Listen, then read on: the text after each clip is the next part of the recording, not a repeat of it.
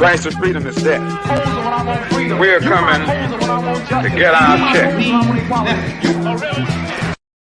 Black first, my brothers and sisters, welcome to the Afro Elite YouTube channel. I am your host, Afro Elite.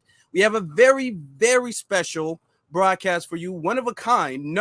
Nobody has ever done anything like this before. Today, Juneteenth, is the first day it will be done, and this will hopefully become like a Juneteenth tradition, an FBA Juneteenth tradition. So I do a lot of talking. I do say like, comment, share, which you guys should do that. You guys should have already did that. Like, comment, share. Also, we have a bunch of other FBA panelists and YouTubers who are coming onto the stage. I want you guys to subscribe to every single last one of them and follow them on their various social media pages. But without any further ado, I am going to start bringing them up, and we are going to have our very first FBA Juneteenth Power Hour for you guys, for you brothers and sisters this evening. Introducing our first guest, our good brother, Torian. Torian, how you doing? Happy Juneteenth, brother. I'm doing well. Happy Juneteenth to you, B1 to you, and everyone else in the chat, B1, and happy Juneteenth to them. I already shared the stream on my page as well, so hopefully it's going to be some more people that's going to start coming on in, from my page and subscribe to this as well, because they should definitely be a part of this as well. Yes, sir. Yes, sir. And despite all of this righteous black masculinity that we have to always balance it out with some divine femininity. So none other than our wonderful, beautiful sister Zeze is here with us. Hey, peace, B1. Happy Juneteenth. Happy Juneteenth. You know, we don't roll without this brother. This brother has earned so much respect from everybody in the community. So it would be a shame if I did not invite him here. We have our brother Sage. Sage, how you doing? And Sage is muted. Black first, family. How's everyone doing? Shout out to my brother Torian, my queen sister Zeze. Much respect to you, Afro, as usual. Much respect. And y'all know he's got to be here. I couldn't have done this without him. He has to be here. It wouldn't have been complete if he wasn't here. Let's give a warm applause for our good brother, Black Alpha. What's poppin'? What's poppin'? Happy Juneteenth, family. Let's go to work. Let's go. Okay. So we are here. This is the first time we've ever done this before. Hopefully we can start off making this a tradition. We can start this off making this a tradition because we don't have holidays of our own, because everybody tries to capitalize and colonize off of things that we do and things that we have built. So now we're going to start branching ourselves off. Now we're going to start making our own traditions, which stamps our turf, which marks our turf, and makes this our own undeniable holiday that nobody else can colonize, nobody else can compromise on. So to start this off, for the people who might not, be aware of certain people, I'm going to ask each one of you guys in just any random order. You guys can introduce yourself, and you guys can talk about a little bit about what you do and what your platforms are about. Ladies first. Thank you. Well, my name is Zeze. My channel is A to Z TV, and it's pretty much just me doing social commentary or a little bit of political commentary from a B1 perspective, focused on Foundation of Black Americans specifically. Yeah, that's pretty much that. My channel. Okay, beautiful, and love to hear it. Well, I'm Torian Rain Reloaded. You can follow me right here on YouTube at Torian Rain Reloaded. Your same name, Instagram and Twitter. And I pretty much do the same thing that Zeze does. I think for the most part, we all kind of do almost the same type of thing, like, social commentary, different, trending topics, and from our perspective of what's going on in the world that mainstream media either does not touch or they halfway touch. And we just, give our perspective on it. And that's pretty much it. Okay. Much respect to you, Tori. My name is Sage. I like to write poetry, and also I like to write music and express my feelings, obviously through a Black First image. I like to speak truth to power, and that's how I've always lived my life. You can find me on Twitter as well as Instagram. I don't necessarily have a YouTube page, but I do follow all of these brothers, including my sister, to get all the information that I need on a daily basis. So to all the people that are here from my side, I would say definitely subscribe to all of these people. Every day of the week, they're always giving you some heat, some new information, and we all know knowledge is power. Yes, sir. Much respect. Alpha, you got On it. you, DMX. Yes, indeed. I am Black Alpha. I'm a Leo. No, I was playing. I'm Black Alpha. I don't like long walks on the beach, but no, I'm Black Alpha Network, social activist, political activist. Everything is real. If it ever goes down with our people, you know I'm there. Y'all are used to me. Y'all know I'm everywhere. I'm pretty much on my Alpha Cast every Tuesday, cussing the hell out of supremacists, you know, left and right. But, you know, just keeping it B1, keeping it certified all the time. And I support everybody here. I support all the whole family. So let's go to work as always. Yes, sir. Okay. So now that you guys know what each other does, so you guys know the audience, I have listed all of their information and all that stuff in the description below. So you guys should be able to follow them on their various platforms. Also, too, they will be giving themselves a shout out to their, you know, Twitter and their Instagram and all that good stuff. So tonight, which I want you guys to stay for, the audience, I want you guys to stay for it because I have a little game I came up with. We're gonna play. It'll be a good game. Yes, indeed. Okay, it's a game. I ain't told nobody what the game is because I don't want them to prepare for the game. You know, it's got to be surprise for them. Okay, it's got to be a surprise. But it's gonna be a fun game. But before we do that, we have to start off with a little bit of information, a little bit of empowerment. I want you guys to really get the sense and spirit of these individuals here. So I am going to pull this article up that I saw and I'm going to read it and then we're going to discuss it because we know how Juneteenth leads us into a conversation that we're all very active on, we're all very aware of, which is reparations. Okay, we understand that there was a big reparations task force in California and there's been a lot of discussion based around that because people feel as if the California task force will set the precedent for reparations across the nation. So without any further ado, I'm going to bring up this article and I'm going to read that. You guys can stop me anytime you guys feel you need to, or you can wait and hold your comments till afterwards and then we can have a discussion. And I'm doing this because I want the audience to have a sense of how well the conversation can flow among us and how our opinion is. I wanted to talk on this myself, but I actually decided to save this for this day. So without any further ado, let's get started. Okay, it pulls up. All right, there we go.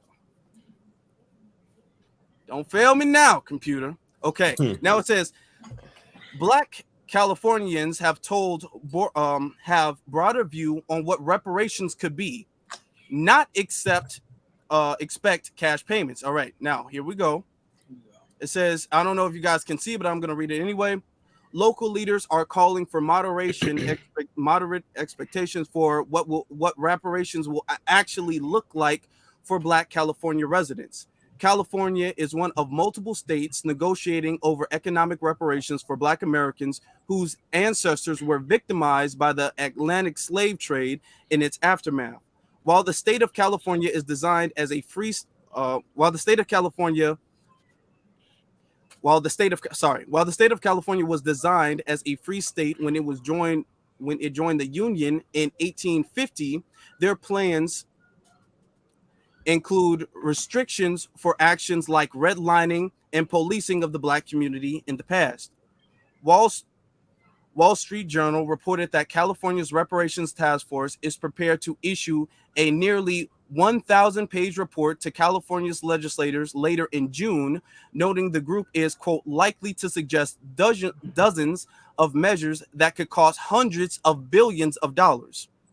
The same publication also observed the state political leaders, including Black legislators who are in favor of reparations in some form, warned it could take years it could take years for many of the task force recommendation policies to be implemented. Quote, direct financial compensation to Black Californians, they said, may not happen at all, the journal wrote. Now, this guy is very important. Let's pay attention and have a photographic memory of who this individual is. Continues to say, I would read that, but I'm going to continue saying this. Okay, quote, I'm not going to sit here and make the promise that everybody's going to get a check, said State Senator Stephen Bradford, and he's in California, state legislator in Democrat in California. That's what that means right here, decal. Okay. One of the task force members, quote, I want people to have a broader view on what reparations could be and a greater acceptance that it might take a little time. Bradford has warned before that people must be, quote, realistic about their expectations. He declared in the past, quote, I don't want to set folks' expectations and hopes that they are going to be getting, 7-figure checks. That's just not happening. He continues to say, he is reportedly not the only state leader who cautions that reparations may be more complicated than merely sending checks to countless California citizens. Quote, the Legislative Black Caucus, which includes Bradford, is expecting to lead an effort to act on the task force recommendations, the journal noted. While many members have said they support monetary reparations, some have also said programs to help Black descendants of slaves access higher education, buy a home, or start a business may be more feasible in the short term. Continues to say, now this is not important, this is something totally different. Continues to say, the journal noted that the task force has outlined a historical case of why reparations is owed despite California's history as a free state in theory. Quote, while California joined the Union as a free state, task force research showed that hundreds, if not thousands, of Black slaves were brought to the state during the gold rush, the journal wrote. Quote, it passed a fugitive slave law allowing slaves brought into California before it became a state to be captured and returned to their owners. Governor continues to say, Governor Gavin Newsom, now this is the governor of California, made a statement last month that noted the complicated and nuanced nature of paying reparations, dealing with the legacy of slavery is about much more than cash payments. A spokesman later clarified that the governor is, quote, not ruling anything out. So officially the governor has not said no to cash payments, but the governor has not said yes. He's kind of soft shoeing a little bit around that. Continues to say, the journal noted that many local taxpayers are debating the idea of making payments of historical misdeeds. Quote, who is paying for this? One public letter to the task force asks, quote, should Japanese Americans whose families were interned pay, or women who were long considered chattel and couldn't even own property during slavery pay? And when they say women, they mean white women. They don't mean any other type of women. They mean white women. So we all know.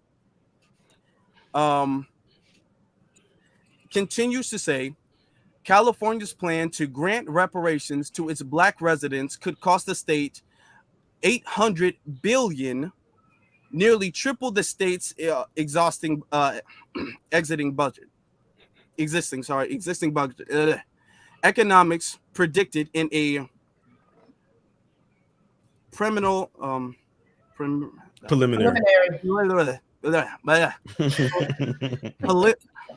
preliminary. I'm sorry, y'all. Preliminary.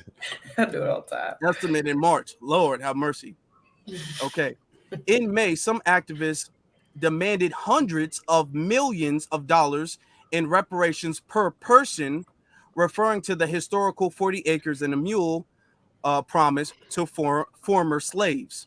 Okay, then it continues to say, quote, you know that the number should be equivocal to what an acre was back then. We were given 40, okay? We were given 40 acres. You know what number that is. You keep trying to talk about now, yet you research back to slavery and you have nothing about slavery, nothing. Reverend Tony Pierce proclaimed, quote, so the equivocal number from 1860s for 40 acres in the mule for 40 acres today is 200 million for each and every African American. Then finishing this off, it says, however, leaders like California Secretary of State Shirley Weber, a former state senator who helped pass the law establishing the task force in the first place, noted to the Journal that actually implementing a reparations policy is no easy task with budget restraints. Quote, because now you're talking resources, now you're talking investment, she said. Weber also said that giving people money directly may not even be the best way to enrich their lives. Quote, if we say that the health disparity in the country is great and every black person gets $5,000, will that change the health disparities in California? Probably not, she said. So I was going to do a broadcast on this. I'm going to close this down now. I was going to do a broadcast on this myself, but I decided to save this because today is Juneteenth. And I wanted to hear what all of these brothers and our sister had to say about this situation. Excuse my, sometimes the words, when you're trying to read fast, your tongue gets twisted. Y'all know what it is. They know what it is. Y'all probably don't listen. They know what it is. Yeah. But this is Afro. Okay. Okay. Let me see. Now, starting off with whoever, what do you guys have to say about that article? It's a bunch of BS. I'm trying to keep it as calm. I'm trying to keep it as calm as I can. But that's basically what it is.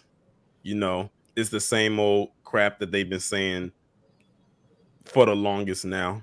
Meanwhile, I don't know if y'all saw this recent article that came out where Germany is about to pay out globally to those descendants of the Holocaust like $1 billion. Like that just came out like last week, I think. And whenever there's a payout for any other group, there's no study being done. There's no task force. They don't interfere. They just give them the money, you know, or whatever little thing they got to do to make sure that that's who it's supposed to go to. That's who it is. With us, it's always this hassle. It's always these different hurdles that they have to do. They know that they can afford to do it. I mean, after all, how much money has Biden sent to Ukraine in the last year? It seems like Zelensky is getting billions of dollars a month, but they don't cry about that. So they definitely have the money. They just want to be cheap and stingy when it comes to us. But that's fine. We'll see how it looks in 2024. Okay. Yeah, they're definitely using codified language as well. They try to say, I heard you say something about this Japanese Americans have to pay, as women who are treated like chattel have to pay. And it's like you said, they're talking about white women. Okay, white women were not treated like chattel. Enslaved people were. Our ancestors were. There was a big difference between y'all not being able to vote and not being able to do certain things in your society, and us literally not having rights at all as human beings. There was a huge difference between that. Okay, so yeah, they're trying to, but that's them trying to push this narrative of trying to compare us to minorities or trying to act like our experience here is not specific and special, you know, in the way that we deserve specific reparations for. So Yeah, they know what they need to cough up that cash. I mean, and Newsom saying he's riding the line. I mean, riding the line is not really. I mean, it's not. I think that's not a good thing because you should have a stance on that. I mean, come on, you're the governor. It's not like you're running, man. You're the governor. You should know whether you want to pass out this money, and really, you do know. And that kind of tells me that you don't want to pass it out. You don't want to get that cash up because you would have just said that. You know, you could just make that stance. I mean, it's pretty obvious. The proof is in the pudding. I mean, if you know even the slightest bit of history, you should know.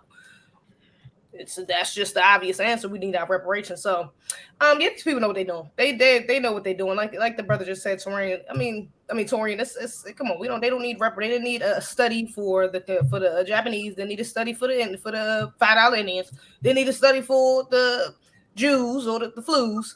So I mean, what are we doing here? Like this is a secular or a circular conversation trying to act like we need to have all of these studies and it has to be years and we might not even get money and we should do it might just be programs and it's just come on, give us that cash. We deserve more than that. But cash is should be at the forefront of the conversation. This is a joke.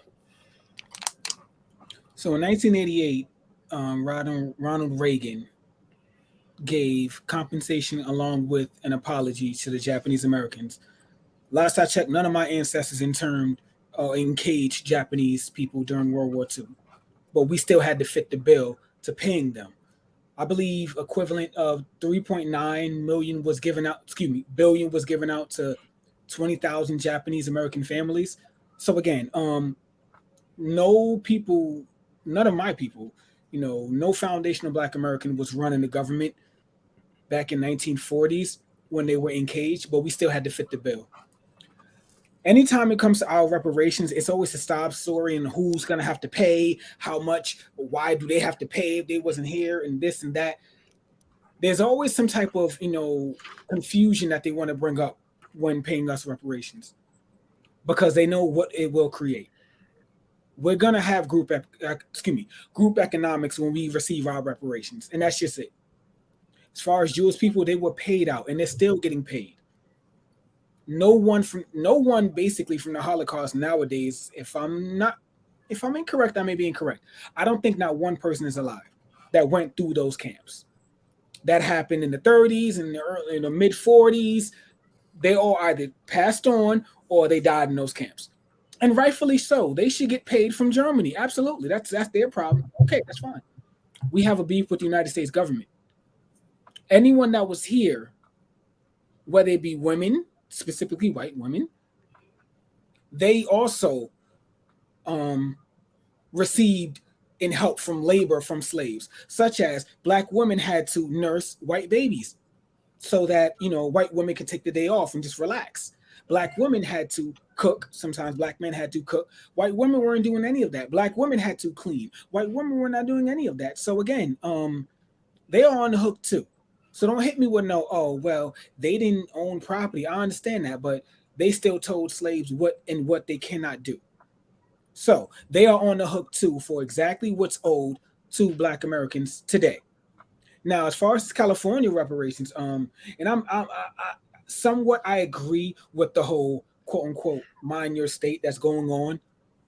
But what happens in the California reparations task force was going to trickle down to the whole nation. And we all knew that. That's why we had a big, I want to say, stink about certain actors, being up there causing certain confusion. New York, I live in New York. Our reparation task force is just now starting. And they're going to base it off of what happened in California. So if a person ruins that, because it's their state and they feel like that, worry about your state, that state has a domino effect on a lot of different states. So again, the verbiage needs to be right. It needs to be cash. It cannot be, collard greens. We cannot go for, the candy yams. That's all great and that's good to eat. But when we're talking about business, we're talking about reparations. We're talking about payments. I don't give a damn about a sorry. You can keep your sorries. That's fine. Matter of fact, don't even give me them. That's fine. You want to say you're sorry? Hit me in my bank account. And with that, I'm going to pass to my brother Black Alpha. Man, there's a lot to unpack with that whole article. First off, the guy said we're not going to get checks. He never said why not. He didn't say the reasoning behind it. He just said no.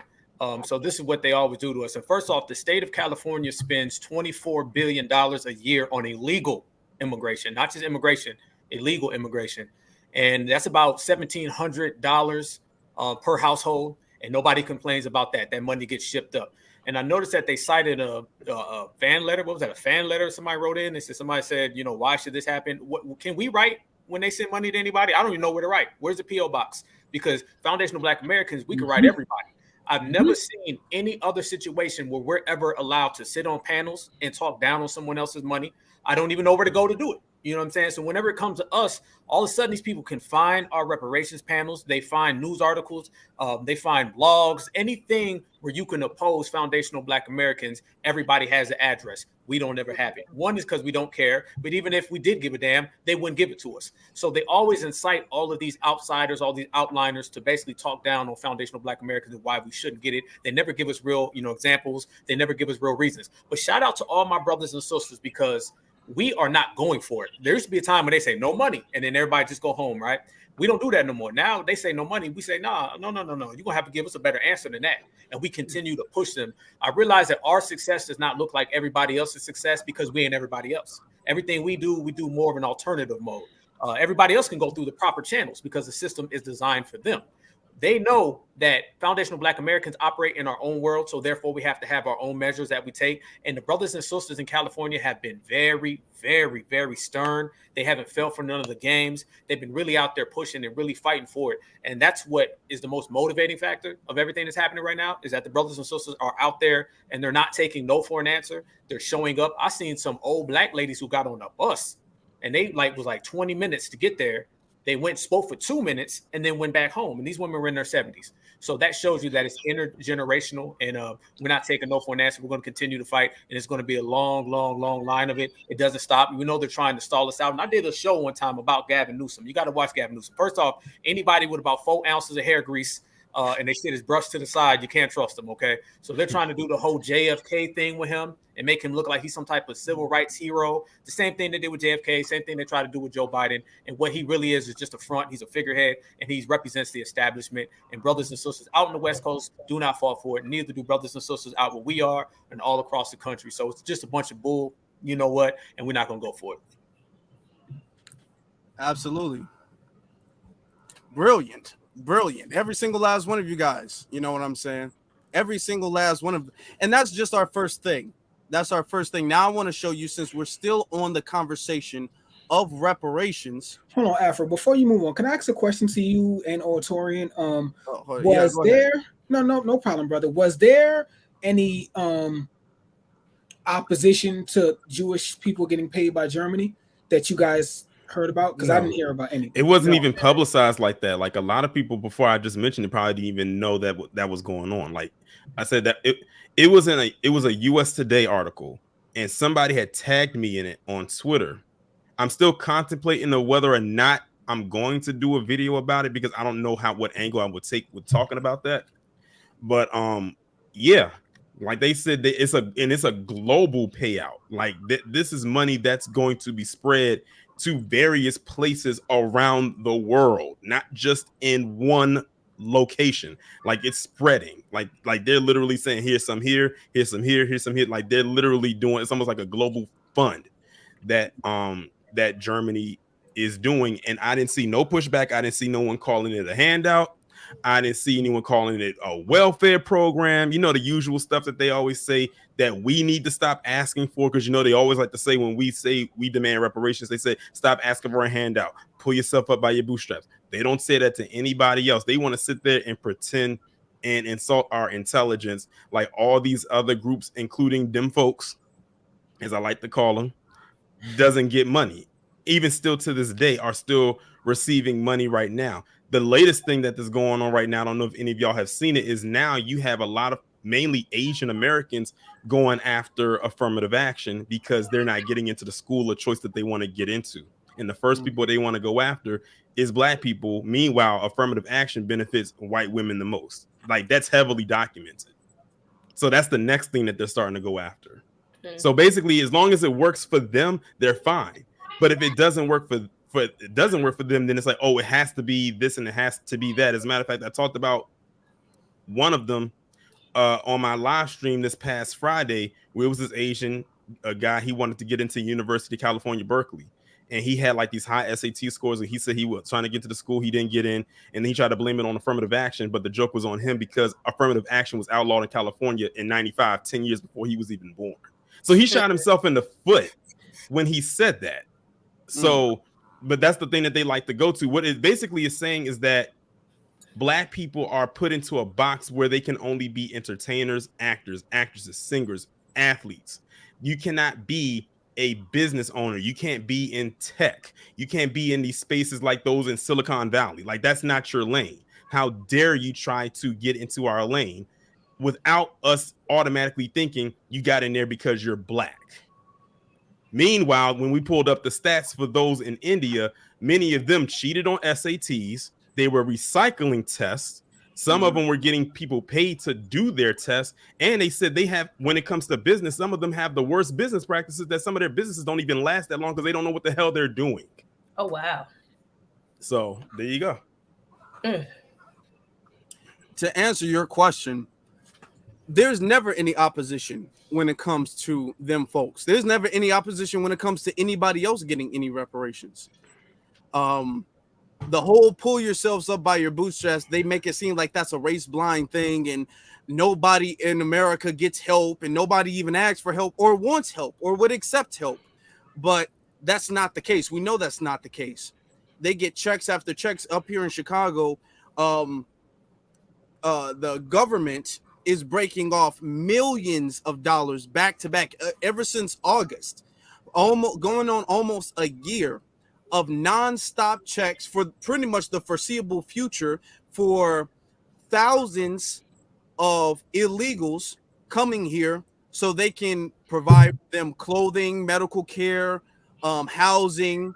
And at this point, they're just straight up giving them checks. They just are straight up giving them checks that they can go and they can cash in and they can do whatever they want to do with the checks. And nobody is asking, what are they going to do with the checks? How are they going to spend the money?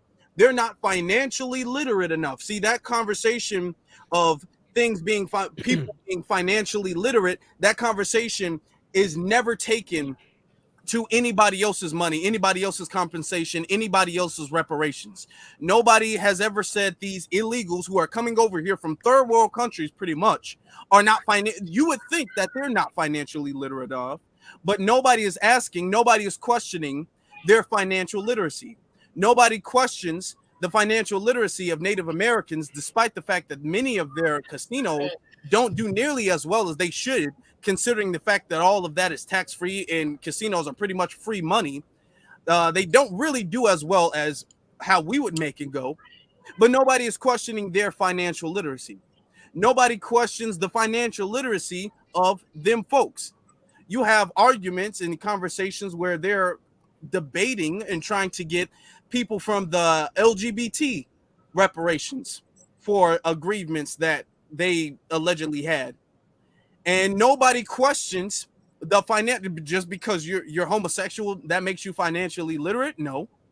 But nobody questions the financial literacy of anybody else for any other reason. It's only when it comes to our reparations does the question of, well, where are you going to spend the money? And are you guys financially literate enough? You guys are just going to spend it on Jordans and weed and all that. So you're going to waste your money. That's the only time you ever hear the conversation or the bad faith question of financial literacy. Pocket watching. I always say that we are some of the most pocket watch people on the planet. They always want to know exactly where our money is going. And if it's not going to them, then they become even more suspicious. That's why it was a person. I saw a video on Twitter where it was a Black community down in Georgia. They literally brought like a community and brought a bunch of small, tiny homes. Don't let the name fool you. They call them tiny homes because they look small, but inside they're really nice interior wise. And they showed the video, like they literally bought the whole little community, put all the houses there. And it was this Dub S by the name of Stu Peters on Twitter, saw the video, retweeted it, and said segregation. So when we're doing for ourselves, it's considered segregation and we're being divisive. But when they do it, it's the American way. Mm-hmm. That's working hard and pulling yourselves up by your bootstraps. That's the American way. When they do it, let them tell it. Let them tell it. Now we're gonna move on to a video I like, since we're still on the conversation in the topic of reparations, and somebody asked in the chat room if we have talked about Child Kirk yet. I literally brought him up before we got started. Not yet. He literally brought him up. We literally brought him up before we got started. Yeah. So shout out to the super chats, Torian. Those are on your page. So appreciate it. Chats. You know. But let's bring this up since we're still on a conversation of reparation. Hold on, no, I pressed the wrong button. Since we're still on a conversation. Oh, come on. Of reparations, let me bring this up. My computer could load. And before we do this, let me just make sure that I play this because I don't want to get a copyright strike or anything like that. You already know how that is, guys. Y'all know.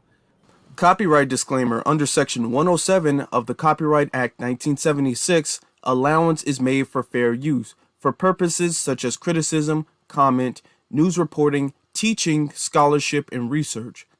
Fair use is a use permitted by copyright statute that might otherwise be infringing. Non-profit, educational, or personal use tips the balance in favor of fair use. So now that we do that to make sure that we don't get messed with. Hold on. So we're going to play this, and once again, we're going to do the same formula and let our panel give their opinions on it. Something tells me I'm going to get annoyed again. I think you will too. Wait, I think I've seen this. So yes, I am going to get annoyed. As we saw earlier, reparations is a hugely divisive issue. A Pew Research poll taken in late 2021 found that by a more than 2-to-1 margin, Americans oppose reparations for African Americans. And look at the racial split. Whites overwhelmingly oppose reparations, 80%. But the numbers are almost exactly reversed among African Americans who strongly support the idea. So joining me now is Cornell William Brooks. He's a professor of the practice of public leadership and social justice at the Harvard Kennedy School. He's also a former president and CEO of the NAACP. And Coleman Hughes is a columnist and host of the Society and Culture podcast, Conversations with Coleman. Both of you have agreed to essentially lightly debate this issue with me as playing my role of moderator here. Pause it right quick, Afro. I didn't mean to cut it. I didn't mean to stop it that quick.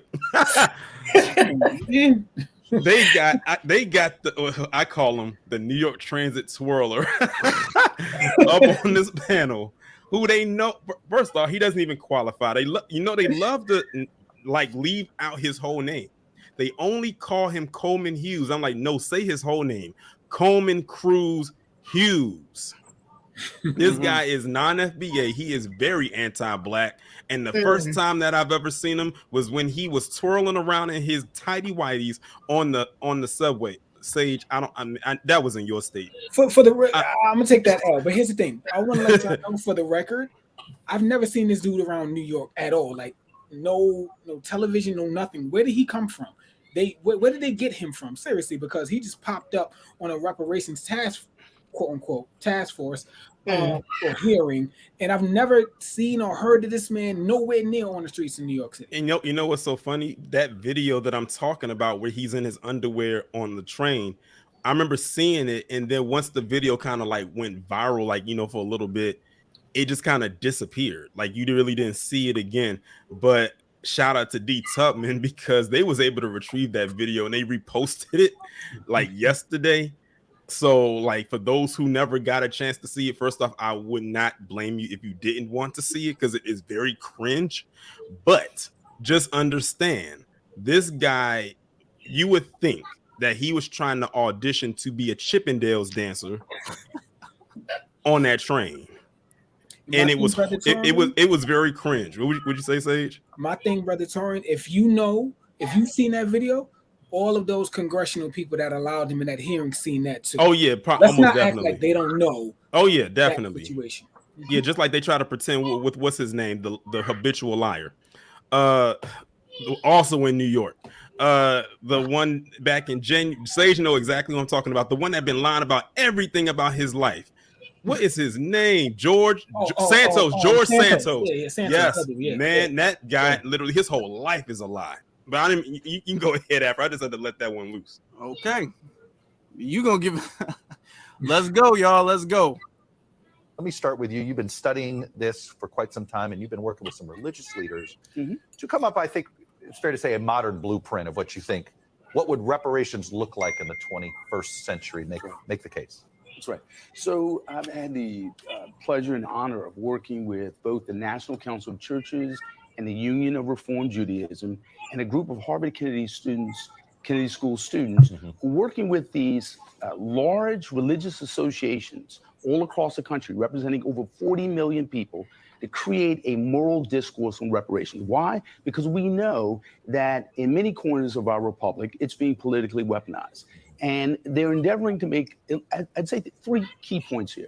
The first of which is, with respect to reparations, you often hear that the harm was too long ago, it's too expensive, and too impossible, too difficult to do.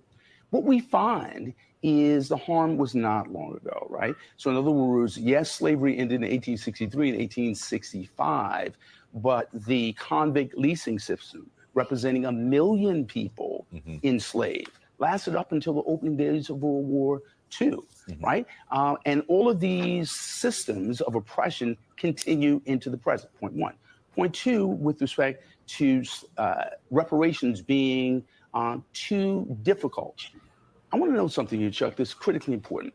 My colleague, Linda Bilmes, who's a public economist at the Harvard Kennedy School, we've done a study, and we looked at all of these programs across the federal government, and we make the case that we're already doing reparations. We simply don't call it that. So in other words, there's a norm in government which essentially says, if an American has been harmed through no fault of their own, the government will often step in to try to make them whole. We do this not only with respect to Japanese Americans who were interned after World War II, but we also do it with respect to veterans, with respect to people who suffered in a natural disaster. We do it with respect to children who've been harmed by vaccines. We do it with respect to pensions that are insured. So we do this over and over again, which says that we can do it. And lastly, we do it at the level of millions, billions, even trillions of dollars. So we can't afford to do it. All right, Coleman Hughes, let me bring you in here. You testified before Congress in 2019 against the idea of reparations. You said paying reparations to descendants of slavery would, quote, only divide the country further. And you thought it would insult Black Americans by putting a price on the suffering as well, and would make Black Americans like yourself victims without their consent. I hope I captured that correctly, but you take it further. Make your case against. So let me just make a distinction off the bat. I support reparations for redlining, right? Because there are many victims of redlining that are still with us. They're still alive. And Cornell, all the examples of successful reparations for other groups that you highlighted were examples of reparations given to directly the victims of these human rights abuses in their lifetimes or their immediate family members. That's why I support reparations for redlining paid directly to the victims, as they're doing in Evanston outside of Chicago.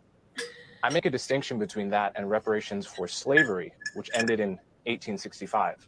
I know of no examples where groups are getting reparations for historical crimes that are over 150 years old. And unfortunately, the opportunity was tragically missed to pay it to the slaves themselves or their immediate families. But claims like this time out, right? And this is timed out. And let me say one more thing. Martin Luther King had a plan for addressing the legacy of slavery, which he laid out in his book, Why We Can't Wait. And he called it the Bill of Rights for the Disadvantaged. The Bill of Rights for the Disadvantaged was not a race-based policy. It was a class-based anti-poverty program that would benefit the Black poor and the white poor and the poor of all races. That's what I support in terms of addressing the legacy of slavery. That's what I feel is the wisest path forward for this country. Let me follow up a little bit, Coleman, because before we continue, do any of you want to say anything? before we continue, because this Please is say something for I it's say already been something. like 5 minutes. So I'll take that. I'll take that. I got a lot to say. First off, y'all know how we say the dominant society plays both sides of the argument. A lot of times they send out their puppets to play both sides of the argument. Okay, these guys are both working for the dominant society. Let's not get it twisted. Whoever they put forth to have these debates, they always bring the good cop and the bad cop, and it does not matter what skin color they are. You can see that obviously with these two suckers. First off, the first guy, whatever his name was that the Chippendale? Who was the Chippendale, Torian? Him, that's him. Coleman Cruz, he was the twirler. Yeah, that's him. In the tidy whities, that's him right there on the screen.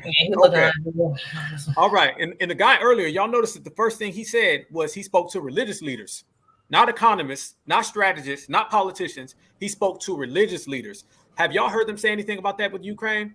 They said we want to give $800 billion to Ukraine. The first thing we did was consult with the church. No, they consult with the moneymakers. They consult with the big wigs, the people who cut the checks.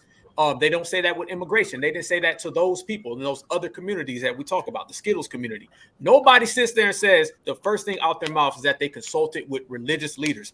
I don't want the deacon, the pastor, the reverend. I don't want none of them in my reparations conversation, period, point blank. And that would not be tolerated with any other community. You couldn't do that.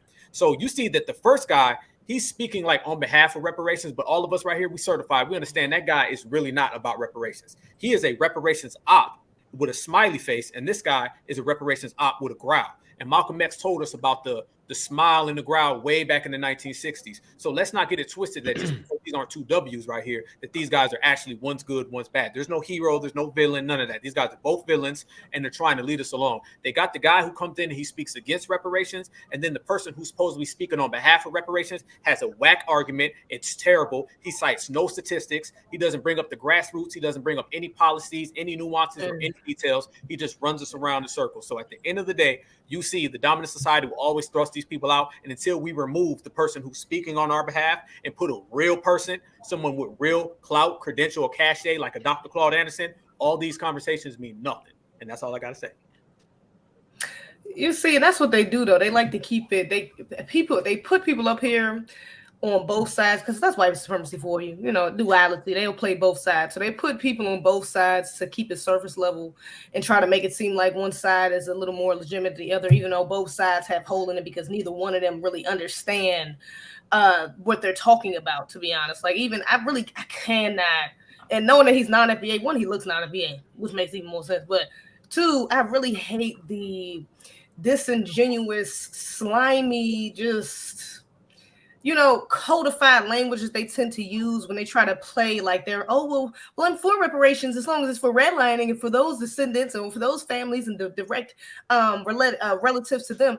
When it's like, because slavery ended in 1865 and, you know, it's 150 years and it's been too long. It's like, first of all, even if we're being honest, slavery didn't even end in 1865. Okay, there's still many historical resources you can find that will tell you that literally there were people enslaved, shackles.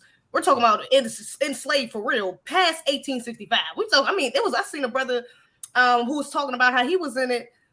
His grandfather was a slave up in like the 60s. We're talking about going into the 30s, 40s, 50s, and this is the time that we had MLK and Malcolm X.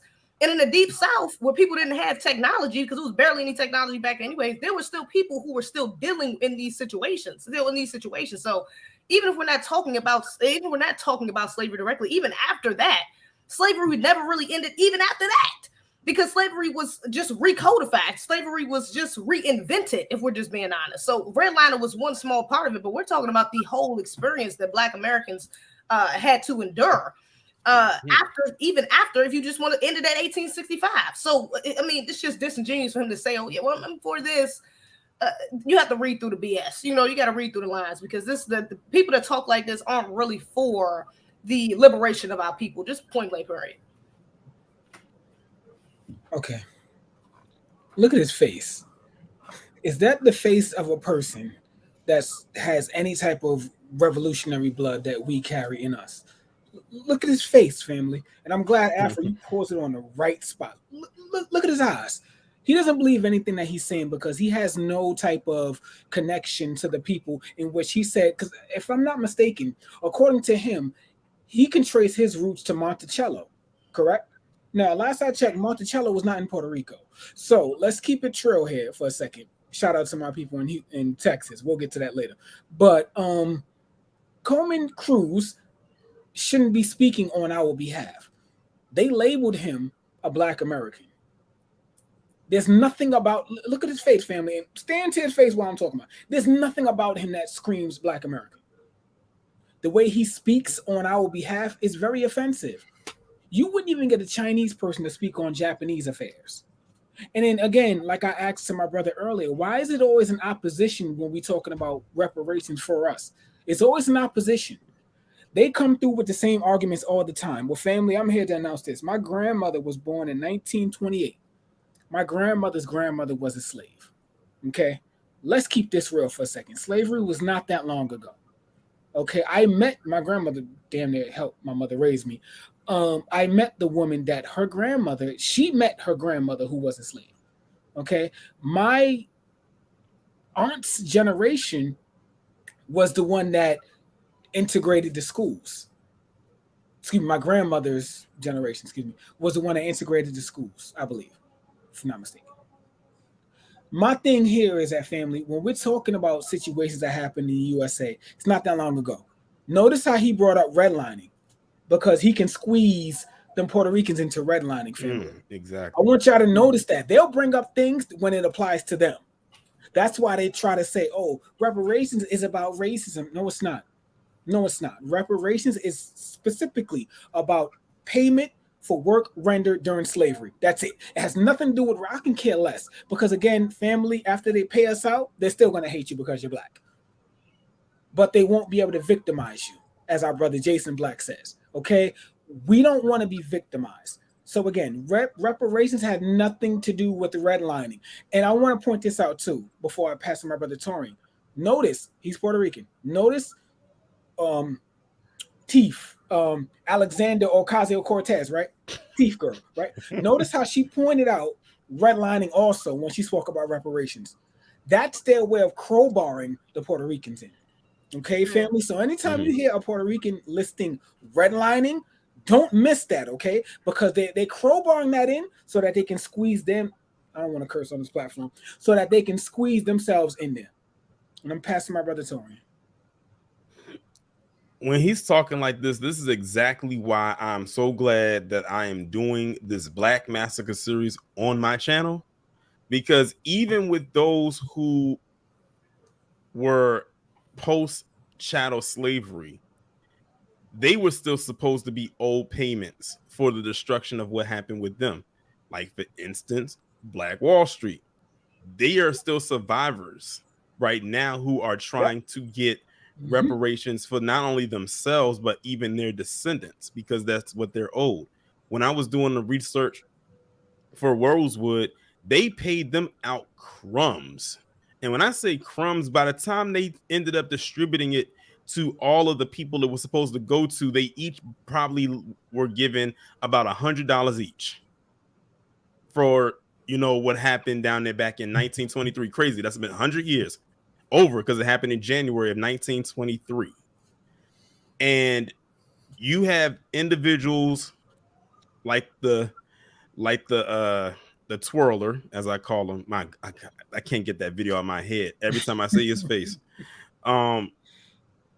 Up here, like Sage said, talking about redlining, and that's what came to mind too. I said he's mentioning redlining for a reason, because that's the part where it will start to affect his descendants. I mean, his lineage is right around that region. But no, we're going back to the inception, which is before your people got here. So you're not going to try to crowbar your way in. Again, going back to what I said about affirmative action, they're all for it when it benefits them, but the minute that is not working for them anymore, they want to get rid of it, especially if it's something that is going to benefit us. That's why there are so many detractors. I think the ones that disappoint me the most is when those who actually qualify for it are quote unquote against it. Like when they showed up the chart and how it showed how many the percentage of Black people that were against it. Now it doesn't break down where in the spectrum of Black do they fall. Are they FBA or are they non-FBA? They just kind of lump them all, like really all in there. So you can't really gauge it on that, but I'm willing to bet many of them are probably non, which doesn't surprise me. But for those of you who are not, when the checks do get cut, make sure you slide that my way. I'll find some use for it, since apparently you don't want any money. You too good for it. Apparently, Zaddy's ice is colder. That's all apparently I they don't want a handout. They don't want a handout. So when they, if you know, they get their checks and they, you know, we're gonna remember that they said that they didn't want a handout and they don't feel like we should get reparations, so they shouldn't want to keep it. But one thing I want to note is, notice how about 2/3 of white society is opposed to reparations. Now, we're constantly being told that we live in this post-racial society and white people don't see race. White people are not like their ancestors were. They've changed. They oppose slavery. I'm gonna say this: if you oppose reparations, then you don't oppose slavery, and that's my stance on that. You can't say I oppose slavery. Slavery was horrible, but I oppose reparations. I don't like slavery, but they shouldn't be compensated for slavery. Those two things don't make any sense at all. So anyone who opposes reparations opposes or condones slavery, I would say. So as many white people say that, yeah, I just don't see slavery being a thing. I just don't see how that would work. Those are the people who, if they could go back in time and keep slavery going, they would do that. And I think it's important to know how many white people, and just because a white person approves of reparations doesn't mean they're not racist, so you know, but how many white people condone slavery, because that's how I look at that. Oh yes, and that, like I said, that's why when someone brought up about Charlie Kirk, but you know, if you get there, you'll see exactly what I mean by that, because it literally was within that tweet that he said. If you read between the lines of what he said, I bet you if they did a poll and asked, would you bring slavery back, I bet the vast majority of them would probably say yes. I always say I love when you're honest. I can appreciate that when you are honest. I always like the overt rather than the covert. I don't like to have to try to figure you out. Like, let me know up front what I am dealing with. Like, for instance, when Trump was running for president back in 2016 and he was kicking off the MAGA, you know, the Make America Great Again, there was a reporter, a local reporter in DC. And he was asking various people who were Trump supporters, you know, like how they felt about Donald Trump, you know, what is his chances of winning and stuff like that. This one reporter asked this white lady one question. He said, to you, what does Make America Great Again mean? This woman literally had to stop and try to think of a lie to tell this reporter. Mind you, he had already asked her a bunch of questions leading up to that, and she was answering them rapid fire style. But the minute he got to the asking that question, she froze. That's because they know what it means when they say make America great again, because black people were saying, when was America ever great for us? We know when it was great for you. Even till today, it's still great for you. My thing is too, when they talk about the time frame of reparations, like my brother Torian touched on earlier, there are survivors of Black Wall Street, Tulsa, Oklahoma. They're still alive and kicking to this day, and they still haven't paid them out. So don't hit me with no, well, their kids and they look at the coon face, y'all. Look at his face. Don't hit me with no, well, their kids and their grandkids. No. They're still alive. There's a woman right now. She was on the news earlier in New York, 107 years old. Still alive and kicking. They still haven't gotten paid. So don't hit me with no time frame. Just don't do it. It just doesn't work, because those people are still alive. The people that were directly affected are still here, and you're not paying them. So what's your excuse then?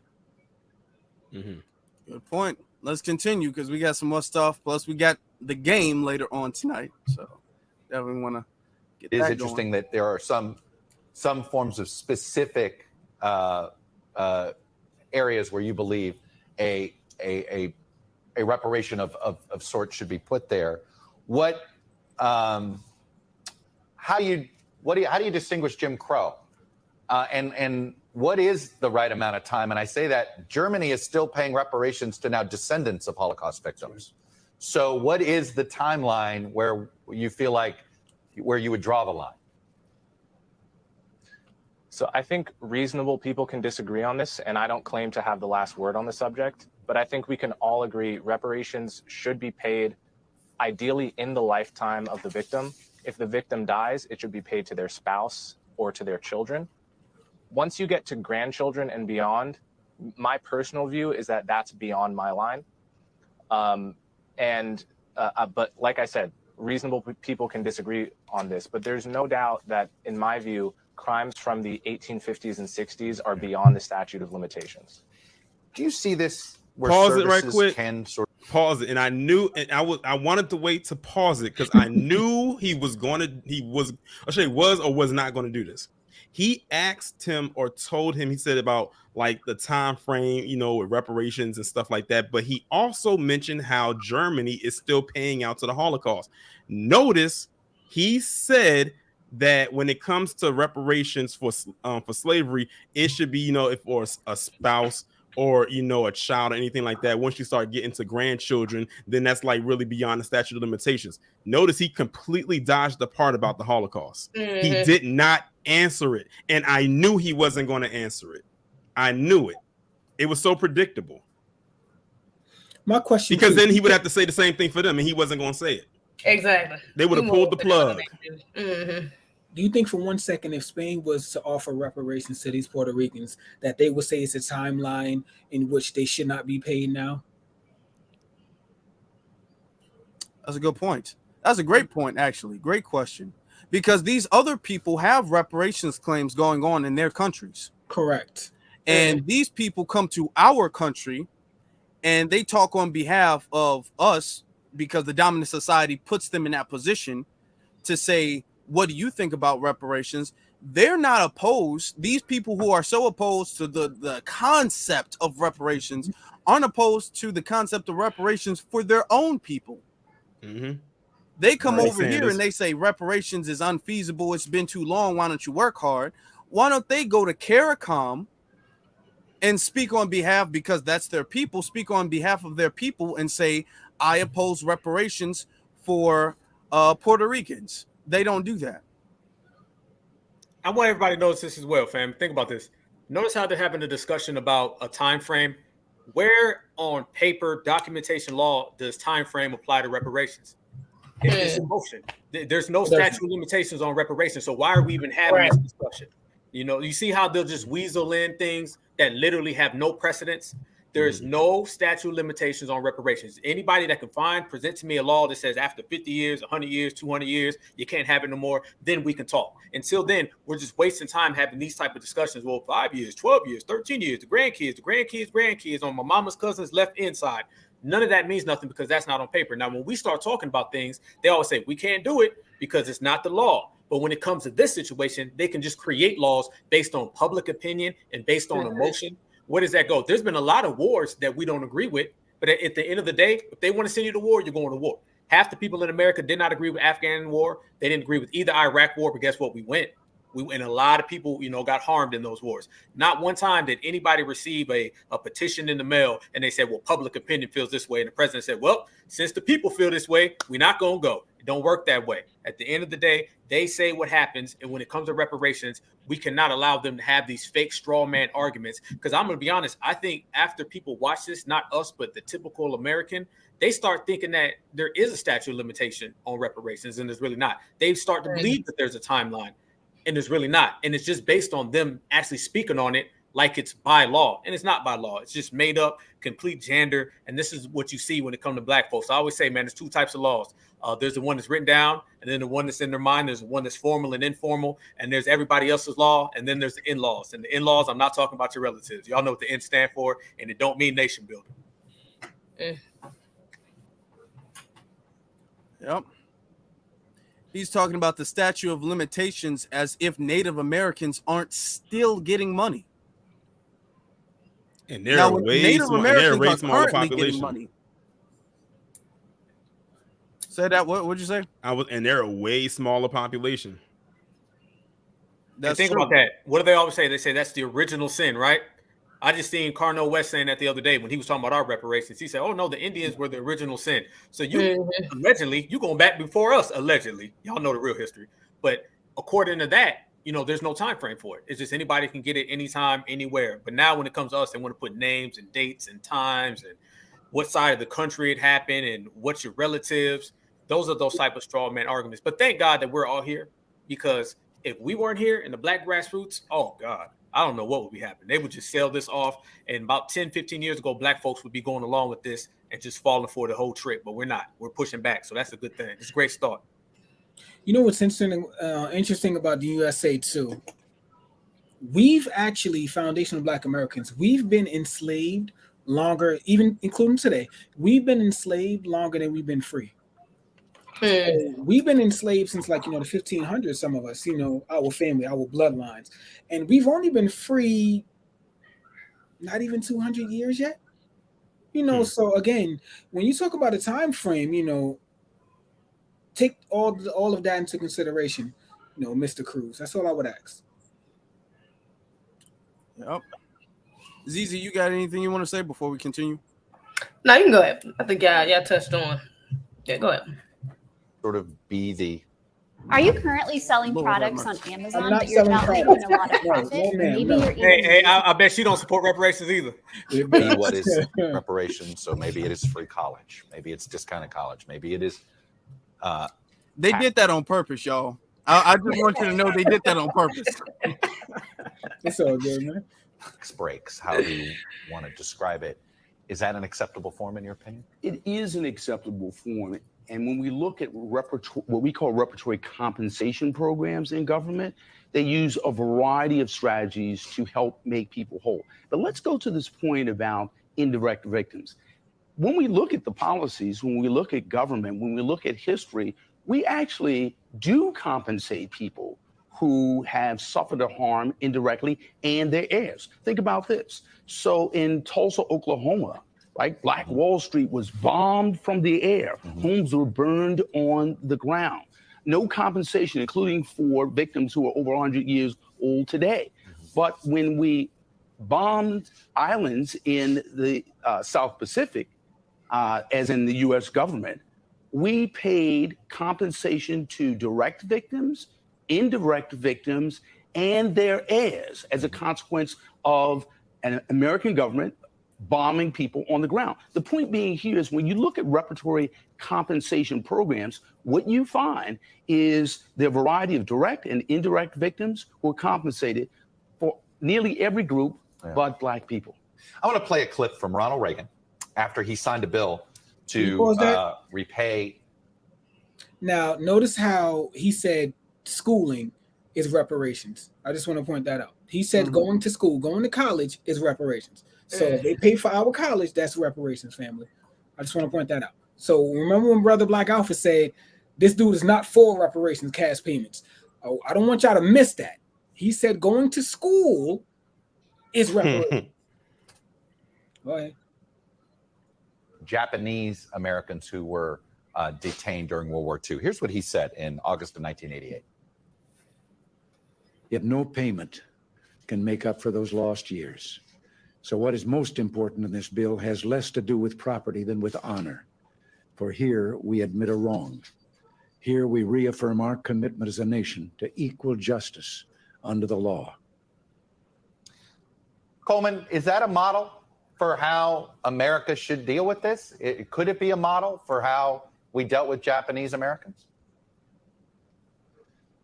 Like I said, the opportunity was missed in the lifetimes of slaves. I know of 0 examples of a group, an ethnic group, getting reparations 150 years after the crime in question. Now, when it comes to honor and symbolic apologies, I completely support those. I'd also like to point out many have been made and almost none have been really accepted. Pause it right quick, Afro. What? You should be apologizing to us for that cringy video. Oh, Lord. He needs to pay us reparations for that shit. No, let's get on it. Why does Afro always stop at unique times? Look at this man. My pausing is impeccable, y'all. Okay, I'm Listen, man, go ahead. For Black Americans. So, for example, both houses of Congress officially apologized for slavery and Jim Crow in 2008, 2009. The Senate officially apologized for lynching in 2004. Slavery is, of course, a state's issue, as you know, and at least 8 different southern states have issued official. Now, I want to pause it real quick. Now, he said they apologized for lynching in 2004, So but George wasn't Floyd, you know what? No. George really just lynched a month ago? Wasn't George Floyd just lynched in 2020? Eric Garner in 2014. Sean Bell. Does apologies have a statute of limitation? And apologies mean nothing. First off, how are you going to apologize for something that lasted 400 plus years? An apology. Can I ask the a only question form of here? apology that matters is if you're trying to repair something, which is what reparations is about. If you're not trying to repair anything, which is cash payments included, the apology can go out the window. We can do without that. Just like the brother said before, we can do without an apology if we actually get something that repairs the situation you put us in. No damn apology. Outrageous.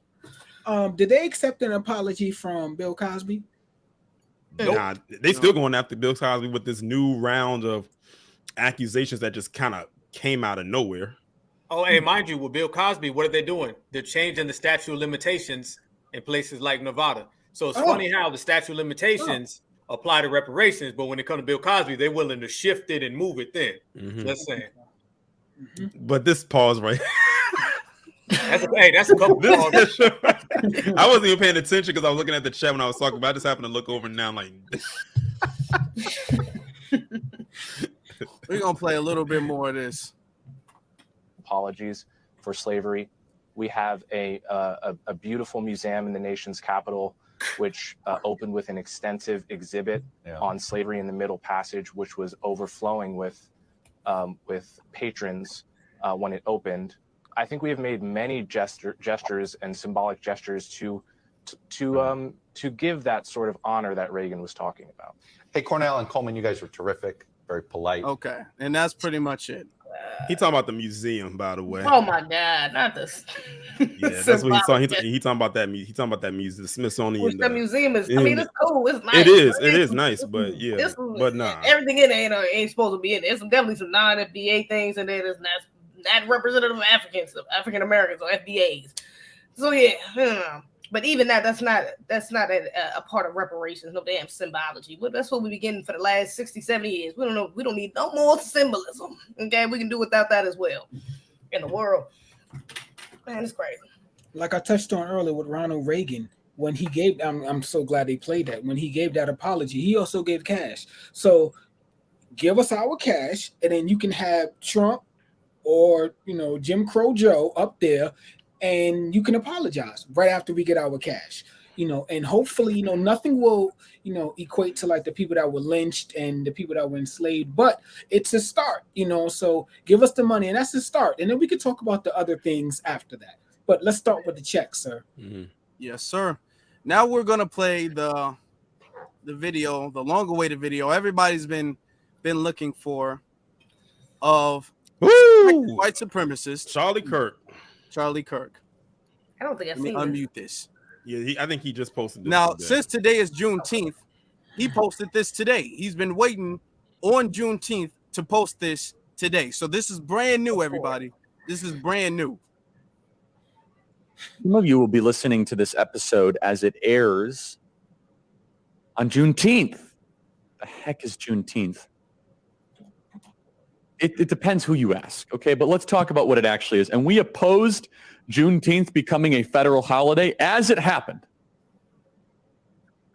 And yes, it is the day that it is mandatory to work at Turning Point USA. We're going to talk about it actually on the day. I say we're given multiple days off for our actual Independence Day, July 4th, 1776.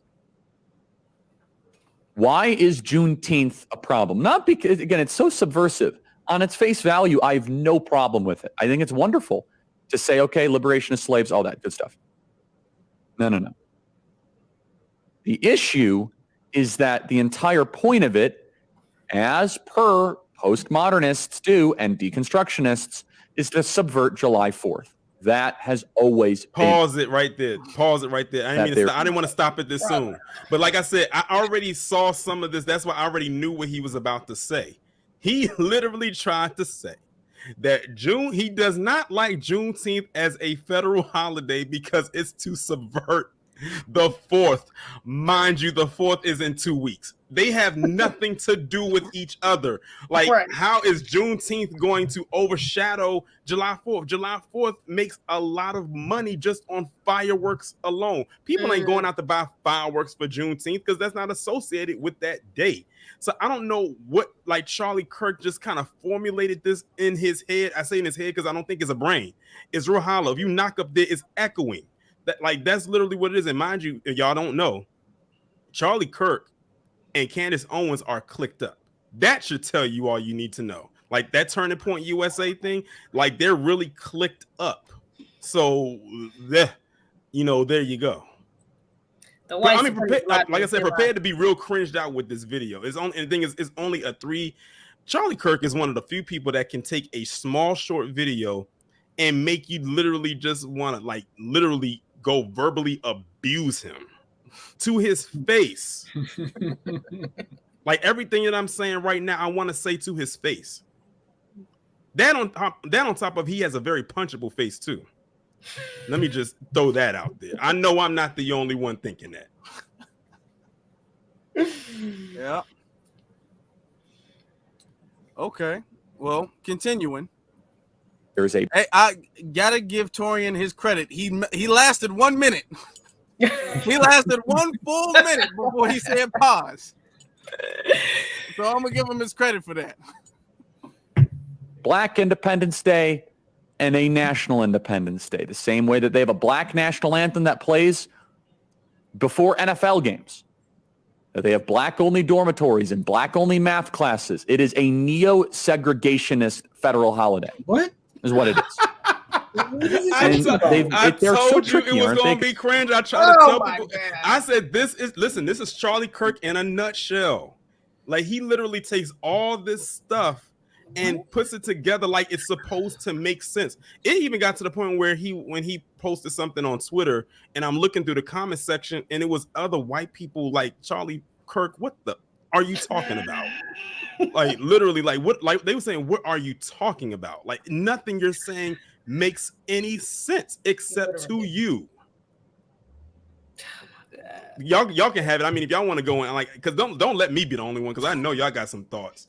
This is ridiculous. I mean, but the white supremacist logic is illogical. Like, this is in their realm of thinking. It's just nonsensical. It's literally, I mean, it's projection. You know, it kind of it shows the basis of what white supremacy is and their inferiority complex, and thinking that we're trying to steal some sort of shine, or that we're trying to switch the oppression, and trying to make them the victims of some sort. It's just a projection of their own fear, of their own knowing that they are lesser than. And so they have to put that on us and try to make it seem like, oh, well, we're the victim because look at what they're doing. They're trying to segregate it. They're trying to, and it's like, no, that's just your own wicked mindset that you're putting on us. We have no intentions of that. It doesn't even make sense for it to be that, literally. Like you just said, it's July 4th is 2 weeks away from now. Nobody's even thinking about that right now. And a lot of Negroes will still go out and still celebrate July 4th after celebrating Juneteenth anyways, So yeah, this is, Lord, this is just ridiculous. This is literally illogical. It doesn't even make sense. This is crazy. Yeah, continuing. I mean, that is absolutely so. That is very illogical. No, I've never heard anybody say Thanksgiving is only meant to subvert Christmas. Right. Nobody Exactly. Don't let them get it out. They might try to find a way. No, I remember when they got mad when the Native Americans had put in a petition, and I think they actually kind of won. I mean, it's still in the books, to get rid of Columbus Day.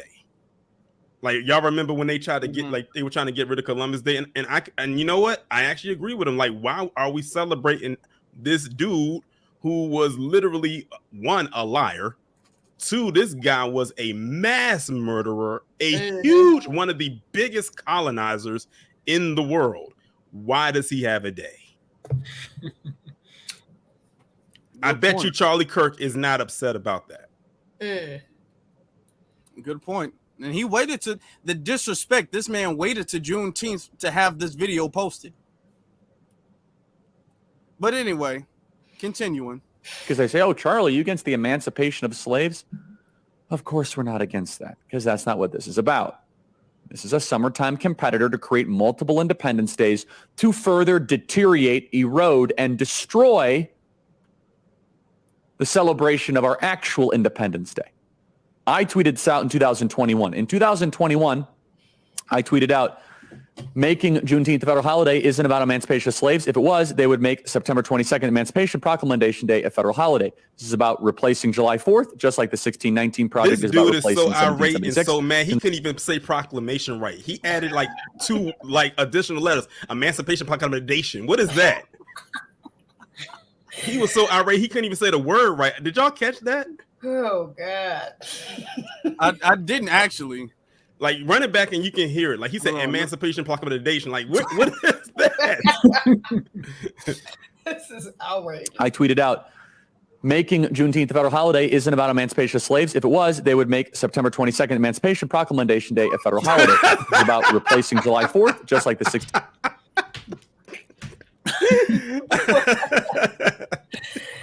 Oh, God. He is so mad he couldn't even say the word right. He was trying to sound like Ben Shapiro. You know, when they start talking, like, you know, you push the fast forward button on the remote. That's what he was trying to do. And I tend to know a lot of them do that a lot. So imagine if you had this video sped up. Man, he would be out here sounding like a chipmunk.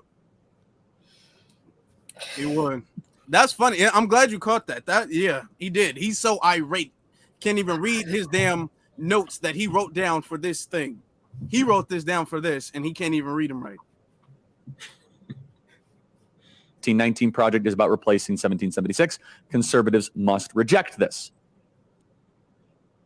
So, yeah, I mean, if they want to make an Emancipation Day, just make September 22nd a federal holiday. But now we have a full week of Juneteenth festivities. A full week. Stop. We have a whole month during Pride Month. Just stop it. Oh, my God. Week? Where did you get a week from? Juneteenth is only one day. A week? Are you kidding me? It's people that would still be firing off fireworks the day after, 2 days after the 4th. Listen, we all know it. After the 4th, you still hear people on the 5th, the 6th, the 7th still firing off because they got to shoot off the leftovers because they bought so much. They probably didn't fire all of them off. So what is he talking about? A week. We only do this for one day. He is so mad over one day and talking about some Emancipation Proclamation Day on the 22nd. That does nothing for us. And I bet you if they did make that a day, he'll come right back on his platform in September talking about why did they make this a day? Because you said so, you idiot. And by the way, in case y'all didn't know, Donald Trump actually was going to try to make Juneteenth a federal holiday before the Biden administration did it. Y'all can look that up. He actually was going to plan on doing that if he got back in office. It's documented. So it's amazing how they don't bring up how Donald Trump wanted to do that first before the Biden administration ended up doing it. But see, he couldn't do it because it was that time of getting ready to possibly be reelected. So he couldn't, it wasn't like it was something he could do. But he initially said, I want to make Juneteenth a federal holiday. I would say, you guys know that Labor Day is in September, right? Yeah. So if they changed the holiday to make it in September, he would say that would be supplanting Labor Day. That the Emancipation Proclamation Day is there only to supplant Labor Day. Yes. It's always going to be something. He would come up with something, no matter what day, what month, he would come up with something to have an issue with. That's why I said it's funny. You know, this is like I feel like I'm doing one of my breakdown videos right now because this is exactly how I would be acting. Like right how I am right now with this video right here. All right, continuing.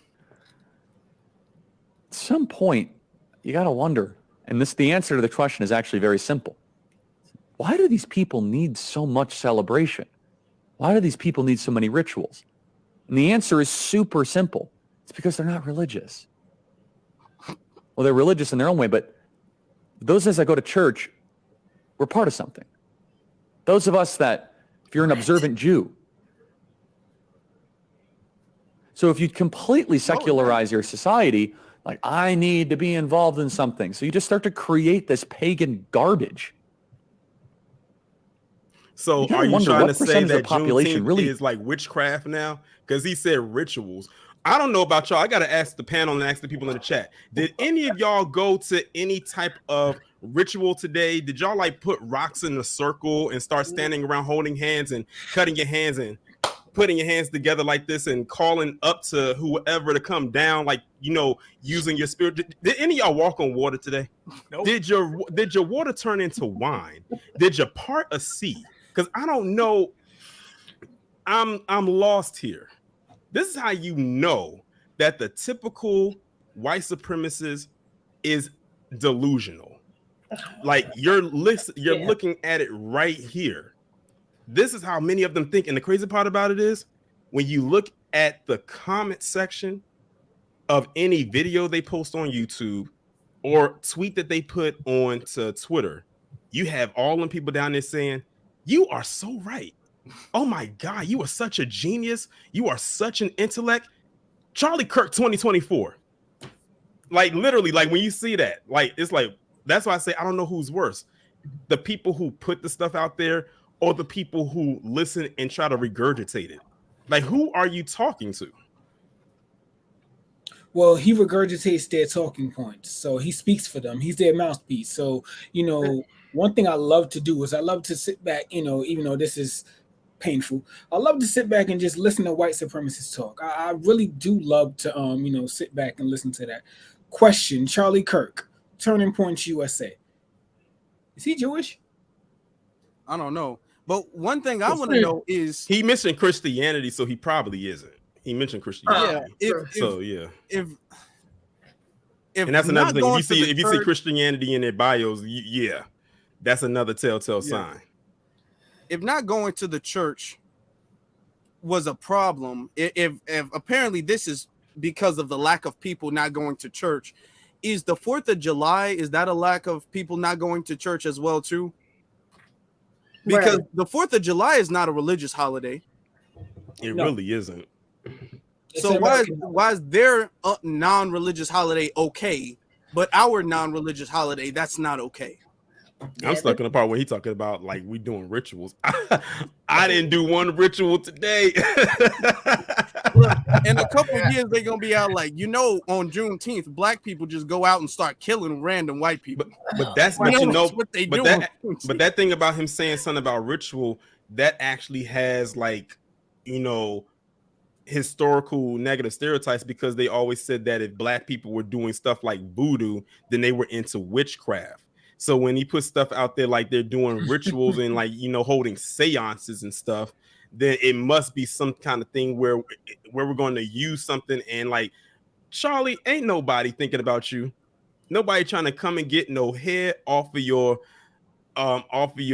recessive ass head and put it on a doll and poke pins in it. No one's thinking about you. That's true. Real talk. Continuing.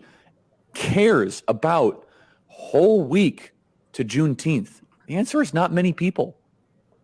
I remember one of the criticisms somebody said is, oh, Charlie, you're so angry that there's another federal holiday. Like, oh, you get another day off.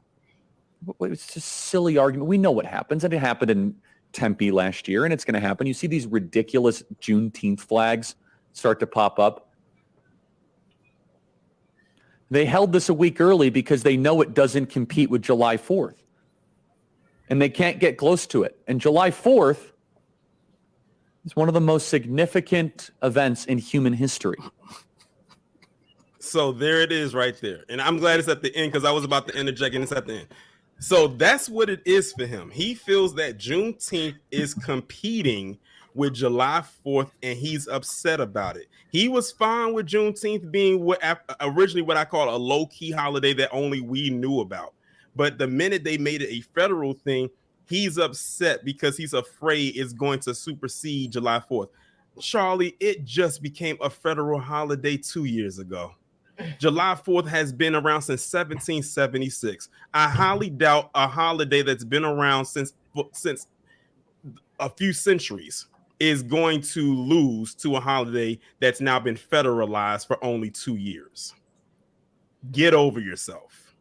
And while you're at it, go take a shower because you look like you bathe in Miracle Whip.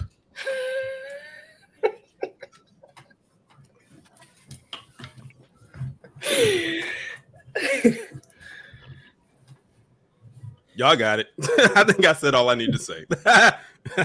Hey, the Torian's going off. That's if y'all not subscribed to him, what are y'all doing? Right. Anybody else have anything to say? Because after this, we're getting to the game, a very special game. I invented it. Okay, Afro been ready for that game, boy. Right. I feel like we about to get wrecked, but okay. Afro been waiting to get that game. Right. I've been waiting on this game all day. Okay, all damn day, and we're about to play, and we're about to have a lot of fun. But before any Zeze, Black Alpha, Sage, y'all got anything to say about Charlie Kirk? I'll say something real quick about this clown dude. The main thing is funny because he's mad at black people, but that's really some left-right stuff. That's Joe Biden and all the Democrats who made that a little symbolic day. At the end of the day, when it comes to foundational Black Americans, I'll be honest with you, most of us would prefer Juneteenth, like you said, Torian, to be a low-key holiday. Yeah, a lot of us were mad that it turned into a federal holiday because we didn't ask for it. And see, and that goes back to what I was saying, when we are mad about something versus when they are. See, we didn't want it to be a federal holiday because we knew it would get hijacked. Look at all the stuff that they have attached and leached onto Juneteenth. And look at like all the stuff that's going on this month. You got to think, June is Black Music Month. It is quote unquote Pride Month, Father's Day, and Juneteenth. And Father's Day was yesterday. So it's like June has a lot of stuff, but whenever it comes to stuff that's specifically for us, a lot of stuff gets attached to it and it becomes something that's unrecognizable. That's why we didn't want them to federalize it. Charlie Kirk is talking about he don't want to federalize because it's going to compete with July 4th. The delusion is real. It's not going to compete with July 4th. You still going to have your day. You still going to go to your potluck and have the potato salad with the raisins in it. Don't worry, Charlie. When you wake up in the morning, you will still be the white racist piece of shit that you have been since the day you were born. You will be fine. Tell them. I have a proposition for Charlie Kirk. How about this? How about we do away with Juneteenth and you give us our reparations? How about that, Charlie? I'm down for that, brother. You can keep the Juneteenth, right? Give us our cash. He about to make a retraction. He said, you know what? Maybe there is something to this Juneteenth thing.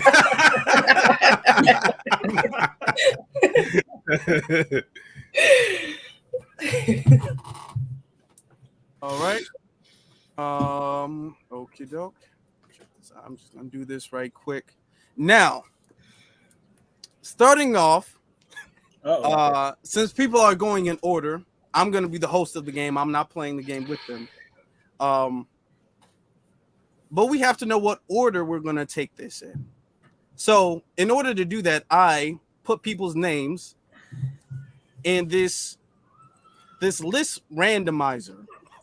Okay. So when I press this button, it's going to randomize the list, and whoever is first, second, third, fourth, that's where it goes. Okay, so everybody knows I'm not being biased. I am being completely fair. There could be nothing more fair than this. This is a machine. All right. So without any further ado, let's go. Hold on, let me see. Okay, so it goes Torian is first, Sage is second, Black Alpha is third, and Zeze is fourth. Yes. All right.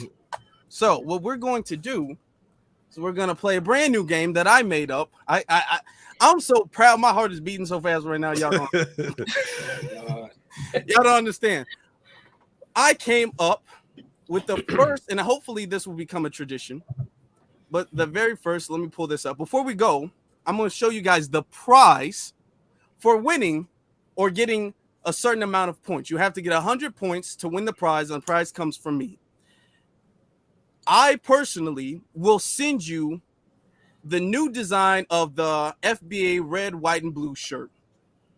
So whoever in this game, and there can be multiple winners, whoever gets 100 points, everybody can win if they get 100 points. And there's enough for everybody. Whoever can get 100 points will be shipped this shirt from me. And for the audience who's looking at it in envy, you guys can go to the link and you guys can get it. It's 15% off today. The sale ends today. Okay. So you guys know what the prize is. All right. Now I'm going to introduce the game. So we are going to play.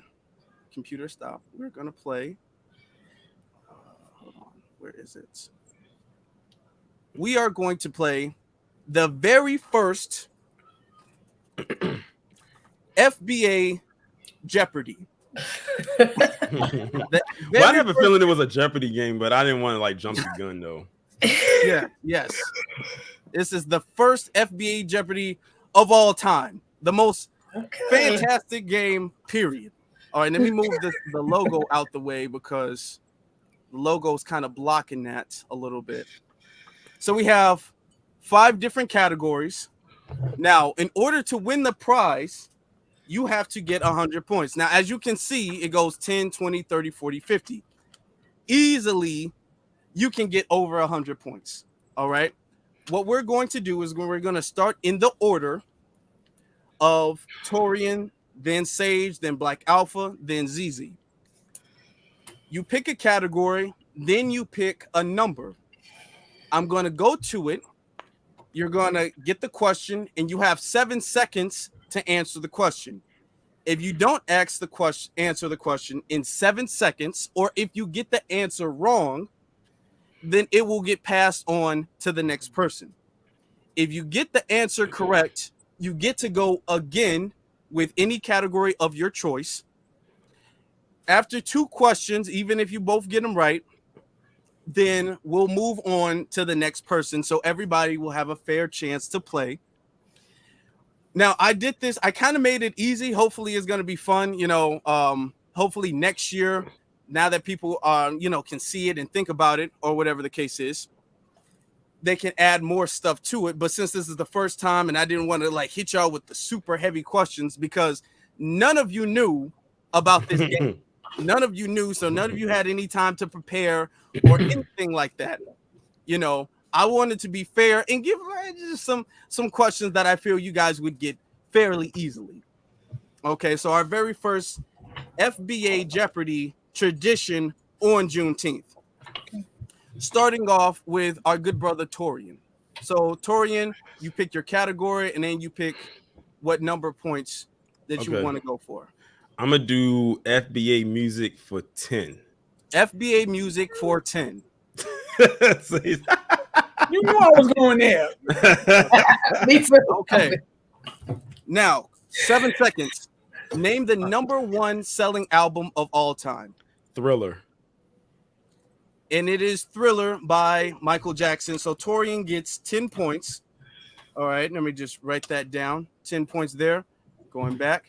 Now, Torian, you go again. 7 seconds after I answer. Give the name the question. Okay. I'll do FBA figures for 10. FBA figures for 10. In 1977, who was the first person to die in the Revolutionary War? 7 seconds. Crispus Attucks. Crispus Attucks for another 10 points. So Torian is up to 20 points.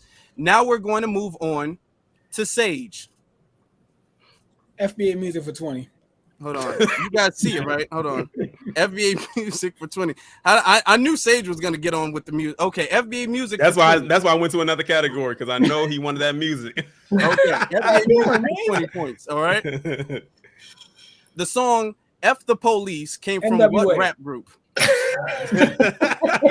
NWA. Sage for 20 points. Okay. Okay. Next category. Or you can be in the same category. It doesn't matter. FBA music for 30. You just go hog them all, huh? FBA music for 30 points. points. This house, I know Zeze about to steal it. So no. Okay. No. What was Tupac's most successful song? 7 seconds. Love. You said what? California Love. California Love is correct. Nice. So I Sage, definitely wasn't gonna say that. If that was my question. Sage with 50 points. Black Alpha, you can go. I'll take FBA music for 50. Alex, I mean, FBA music for 50 points. All right. This better be home. The first black artist to own his master records. 7 seconds. Sam Cooke. Incorrect. Oh, damn. ZZ, you got it. You can get a chance to steal. For real?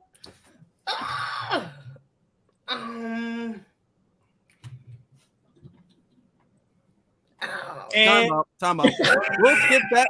We'll go back to that one. But now ZZ gets to pick another category. Egregious. Let me do FBA quotes for 10. FBA quotes for 10. The term foundational Black American was coined by who? Tariq Nasheed.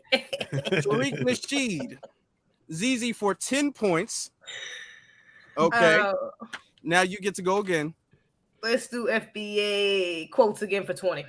FBA quotes for 20. Quote, when we come to Washington in this campaign, we're coming to get our check. Martin Luther King. No. Martin King. Oh, I'm gonna let that go. Whoa! If you said his whole name, right? That would have been it. That would have been it. Why are you playing dirty, Sage? Okay. All right. Malcolm Luther King. All right, ZZ, I got you. So ZZ for 20 points, giving her a total of 30 points. Now circling back to Tori. Okay, give me FBA achievements for 10. FBA achievements for 10. The black inventor, this black inventor is best known adding the carbon filament, making the light. Oh my God. Usable. God, isn't that? Oh my God. 5 seconds. That is. Time's up. Sage, you can steal. You have a possibility to steal. Lewis Latimer. Who is Lewis Latimer? Who is Lewis Latimer? Lewis Latimer is correct. Yes, sir. With Sage getting another 10 points. Sage, and now you get to pick. Let's go to FBA history for 30. FBA history for 30. The Nation of Islam was founded in what city? 7 seconds.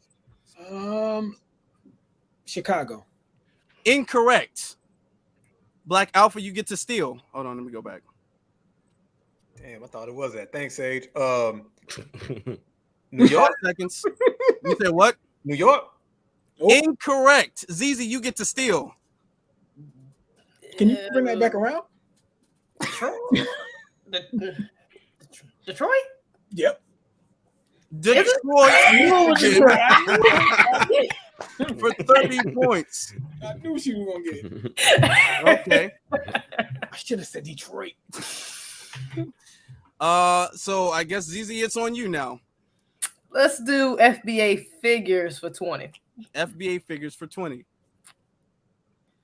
This person is known for freeing enslaved Black people from the plantations through the Underground Railroad. Miss Harriet Tubman. Harriet Tubman is correct. Another 20 points. Zeze got about 100 now. She need to get up out of this, man. Just get up out of here, man. Okay, Zeze, you get to pick one more. Let's do FBA history for 20. FBA history for 20. Yeah. Hold on. I don't know what's going on. It's not clicking for some reason. I don't know what's going on. Hold on for a second, y'all. Hold on. See, they got to do this to me. Now it's all frozen up. Not when I get this close. I'm mad. I should have had that Lewis Latimer one. And the thing is, it was right there, and I was like, I said, if I say Thomas Edison on here, I'm gonna get roasted. So I said, it's like it's not him. I almost said Con Ed. I said, no, that's the name of the electric company. You said ComEd. Torian. Go back to that music masters questions. Nobody answered that, and I didn't get the chance. And that's a $50 question, so I'm about to go back to that. I'm just letting you know right now. I already know the answer. As you should. I'm stealing. Okay, well, since that's not, if that's an issue, what we're gonna do is, since you said FBA history for 20 points, right? I'm gonna have to pull this up manually, so not to show the answer. Okay, here we go, manually pulling this up.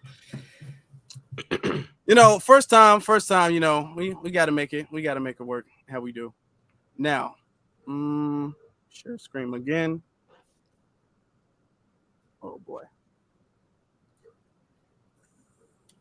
Now, our brother Torian, the dude that's about to get a whole Pulitzer Prize for his groundbreaking series of black massacres, was about to say Con Edison. I don't understand, bro. I don't understand. I'm be honest, that name floated in my head, but I was like, no, I can't say that because that's definitely the name of the electric company, not Zeze, is your turn, and here we go. Juneteenth originated on what year for 20 points? 7 seconds. 4, 3. 1865. June 19th, 1865. Okay, for another 20 points. Hey. All right, let me go back. Now we'll let you pick again. Oh, me? Yeah. Okay. FBA quotes for 30. FBA quotes. No, I said quotes. Okay, hold on. You said quotes. Yeah. Okay. No, we can do it. We can do achievement. That's fine. Okay. The first, the black first self-made millionaire is 7. Damn, I said this was okay because I just had a name. What's her name? Madam C.J. Walker. Madam C.J. Walker. I wanted your time to run out. Okay. Since Zeze, you clearly got well over 100 points. If you would be so gracious to let other people earn a chance, I'm sure they would appreciate that. Since Black Alpha, your turn was kind of skipped a little bit. We'll let you go. Black Alpha, you get to go ahead. FBA quotes for 50. FBA quotes for 50. He's going for the big ones. All right. FBA quotes for 50. Let me pull that up. FBA quotes for 50. Quote, I won't rest until black children are taught to love themselves as themselves. Damn, Afro, you made that tough, man. Damn. 5 seconds. Malcolm X. Incorrect. Damn. Torian, you get to steal. The same one. Oh my god. The 50s ain't no joke. We're gonna let you. We'll, because that's not really fair. We'll let you pick your own. If you want to steal, you can. Let me see. We can do FBA achievements for 20. FBA achievements for 20. On a mission to change the image of black manhood, I meant this man. This man sat for more than 160 portraits and photos. 5 seconds. Basquiat? I don't know. I don't know. Correct. He's not even FBA, bro. You're right. What the hell? Incorrect. Sage, you get to steal or pick another one. I'll pick another one. Okay. FBA history for 20. FBA history for 20. Oh, Zeze already answered that one. That was okay, not a problem. Let's do FBA figures for 30. FBA figures for 30. In 1966, which two people started the Black Panther Party? Who is Huey P. Newton and Bobby Seale? Huey P. Newton or Huey Newton and Bobby Seale for 30 points. All right. So Sage is coming up there. He's about to get himself a shirt. You get to go ahead again. FBA figures for 40. FBA figures for 40. This journalist and activist led an anti-lynching crusade in the 1890s. Who was Ida B. Wells? Ida B. Wells is correct. All right. Sage for another 40 points. Now, Black Alpha, you get to go. Music for 40. Music for 40. In 1977, she became the record holder for the most Hot 100 chart appearances by a female artist. Her name is... God damn. 5 seconds. Aretha Franklin. Aretha Franklin. Good 40 job. points. All right. Mm-hmm. Now you get to pick another one. Now, mind you, 50 is still on the table. It's grayed out, but that's still... I'm going to come back to that. I want that. Whoa. Hold on now. Whoa. Say that again. 50 is still available. Oh, give me that 50 then. Let's go ahead. Okay, going for Go. 50. We own it. Go ahead, bro. The first Black hold on. artist to own his master... That's the one you... Exact. No. Yeah, and that's the one you got wrong too. Hold on. Wait. Hold on now. Go ahead, brother. Go ahead. Yep. Prince. Incorrect. Damn. Damn, Zeze, it's on you again. Lord, she is just killing the game If here. you get this right, Zeze, I quit. I'm done. I was about to click it and do that one again, but I don't know if the answer I got is right. I'm kind of scared. So I'm gonna go with FBA quotes for 40. FBA quotes for 40. Quote, a ballot is like a bullet. You don't throw your ballots until you see a target. And if that target is not within your reach, keep your ballot. Is that Malcolm X? Correct. That is Malcolm X. He is just killing the game. I'm surprised you didn't say Malcolm Luther King X. Like you did last time. Martin X. Okay. Zeze, you got it again. Okay. Let's do FBA history for 20. Let's do that. You already did that one. That's supposed Oh, to be those right. are Yeah. Let's do FBA cheat. I kind of want to try the FBA music. I ain't gonna hold you. Let's do FBA. Do I want to do that one? Did we use that name yet? Let's try it. FBA music for 50. FBA music for 50. I think I guessed his name. The first Black artist to own his master record. Is it 5 seconds. Michael Jackson? Incorrect. Did we say Michael Jackson already? I don't know. Yeah, we said Michael Jackson. Damn it. I had a feeling. I'm like, this might say Yeah. Torian, I'm gonna try the FBA music for 50. Everybody's I'm gonna try it. Throw that my way. Throw that my way. The first Black artist to own his own master record. I'm gonna say Sam Cooke. I can say that. Incorrect. Why is that? Get it? This is a big Okay, mystery. now- I can't wait to see what this was going to be. Okay, no. Okay, y'all ready? Yeah. Who is Ray Charles Robinson? Oh my God. Ray Charles. I almost said Ray Charles. That's crazy. Really? I'm disappointed. I should have said Ray Charles. All right, Sage, you get another one. Okay, let's do FBA history for 50. I got to catch up to Gigi. I don't know how much she got. She got like FBA 200. history for 50. Let's do it. Name the first HBCU. That's a hard one. Mm. 5 seconds. North Carolina A&T? Incorrect. Fuck. Black Alpha, you get to steal. Oh shit. Grambling. Incorrect, but since it's your turn, you get to pick. FBA quotes for 30. FBA quotes for 30. You can kill a revolutionary, Fred Hampton. but you can never kill Fred Hampton. Fred Hampton is correct. Black Alpha, 30 points. Now you get to go again. FBA figures for 50. FBA figures for 50. The Seminole War is successful largely due to the leadership of who? Group of people or person. The Maroons? No, this is one individual. I'll let you pass. Damn. His name is 5 seconds. VC. Denmark Incorrect. VC. Yeah, Denmark VC. Yeah. Incorrect. Okay. Shout out to Tariq for the somebody say Tariq Nasheed. No, Throw that over here. Throw that here. What's going on? Pass that on.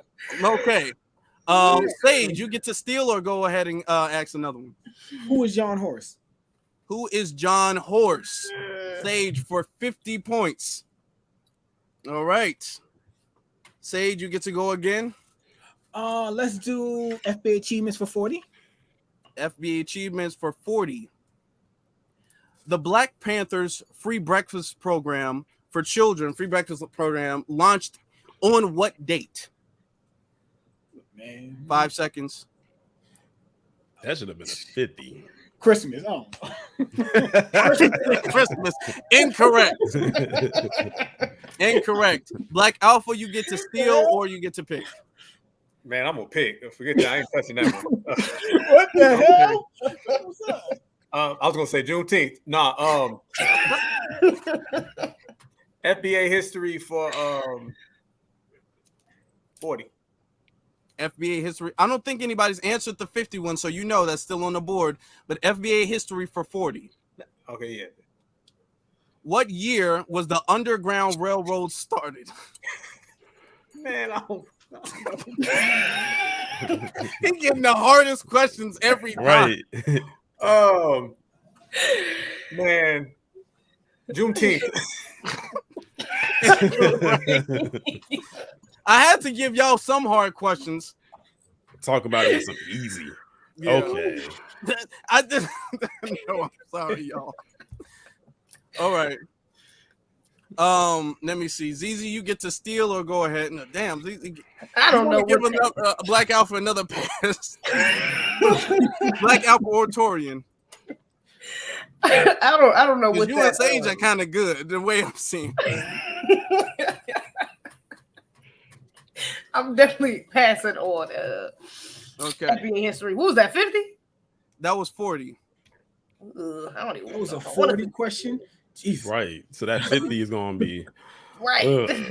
Did we do FBA achievement 50? Let me do that one now. FBA achievements for 50. The last slave to live, dying at 130 years old. His name was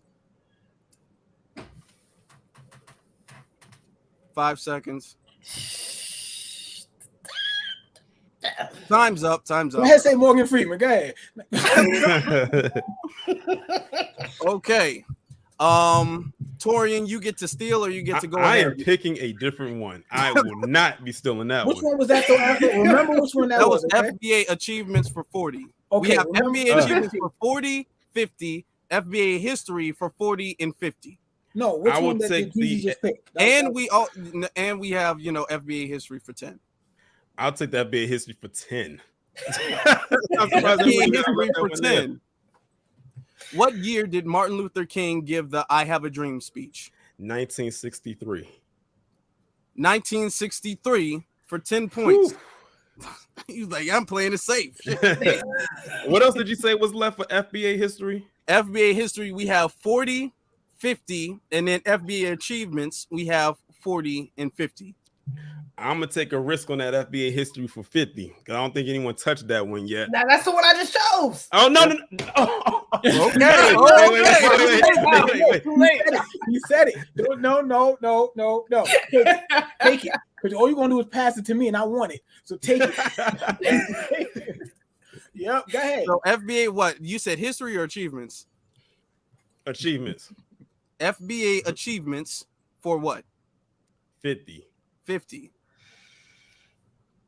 The last slave to live, I meant live, the typo. The last slave to live, dying at 130. His name is Percy Earl. What? Incorrect.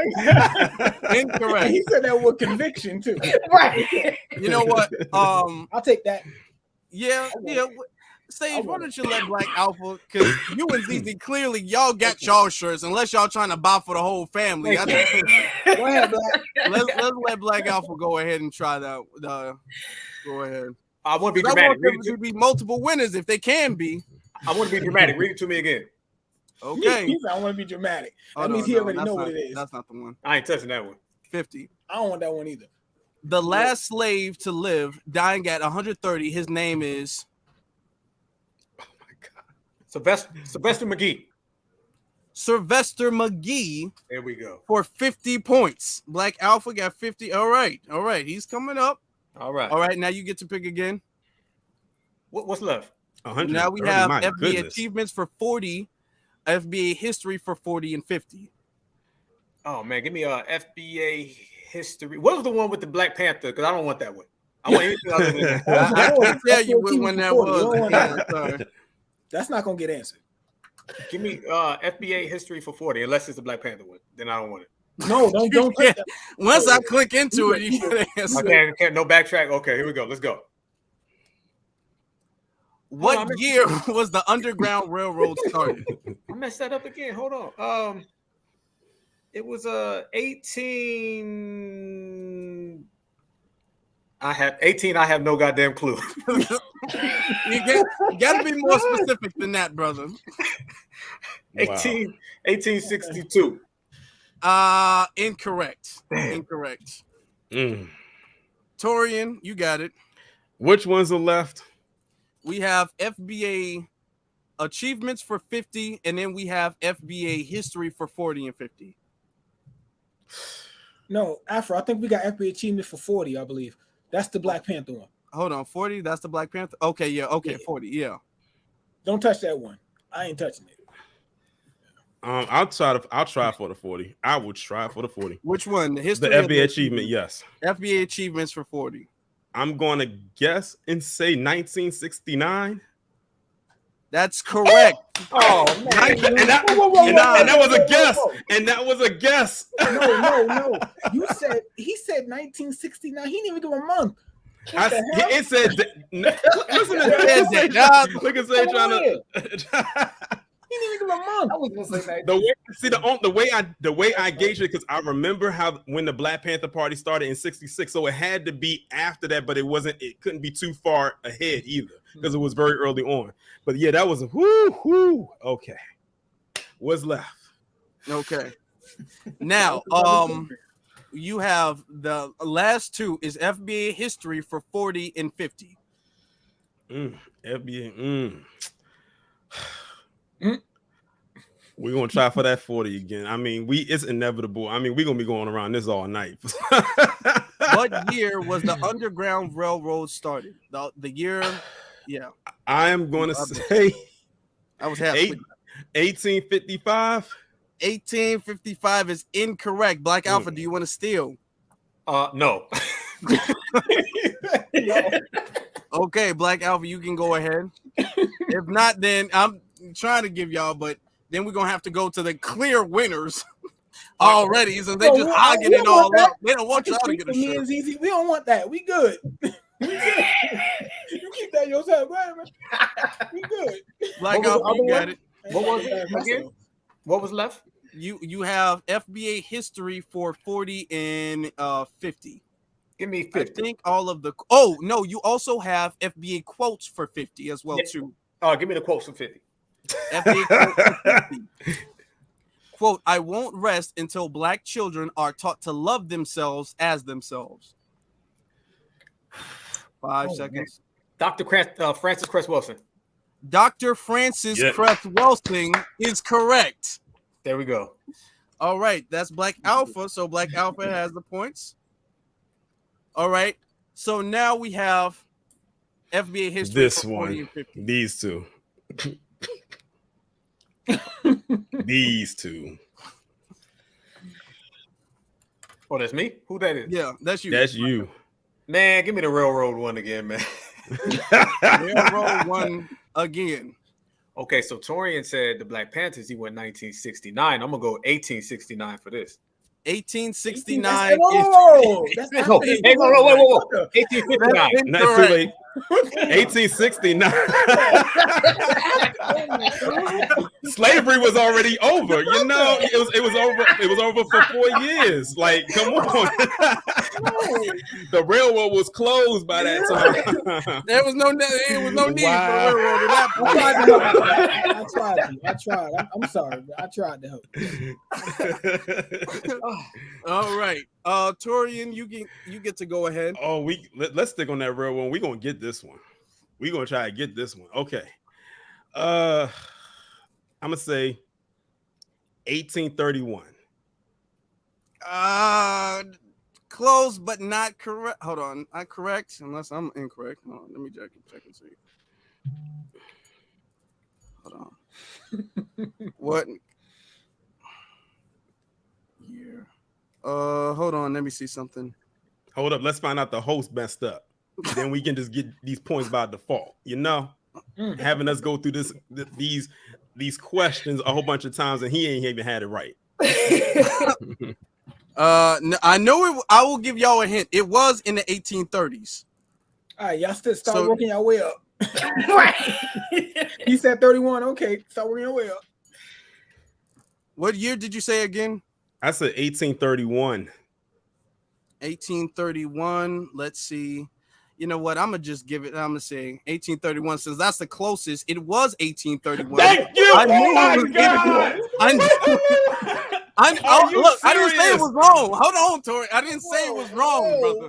I said I knew it was the 1830s. Just had to double check. Oh my God. Are you serious right now? Look, nobody said that. Nobody said anything in the 1830s. I just had to make sure it was 1831 because I forgot, damn it. I knew it was 1830 something. I'm hearing so many numbers. You know, 1869 threw me off. So you know what I'm saying. Listen. All right. Torian, you have it. What is the last one? The last one is FBA history for 50. Name the first HBCU. I'm gonna say Clark Atlanta. Incorrect. Okay. Sage, you get it. What? I mean, you can't lose points. I mean, you just playing for fun at this point. Points. Sage. Texas Western. Incorrect. Texas Western. My God. Black Alpha, you got it. Bethune-Cookman. Incorrect. Zeze, You might as well you keep got it it. going. That's the only one. You might as well keep it going. Howard. Incorrect. Or just name. I will do it easier because this is a very hard one. Just name the city it's in. The city? Yeah. That's even harder. Can I do it like well, I mean, yeah, either one. Can I do it like Cincinnati? Let's stick with the school because I can. Okay, hold on. Like, go back to Torian. Okay. Hampton. Incorrect. I'm gonna do like the Tethers do. No. It's Xavier. Incorrect. Damn. Spelman. Incorrect. Damn, that's what I was gonna guess next. I shouldn't have said Spelman. I should have said Morehouse. Somebody say Morehouse. Tuskegee. No, that's incorrect. Oh damn. Morgan. Incorrect. I knew this was gonna be the hardest question here, so that's why I made it 50 points. Damn, should have made it 100 points to be honest. Did we get the state? Did we do the state? It was.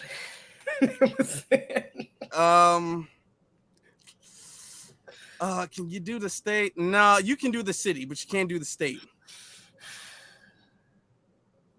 Okay.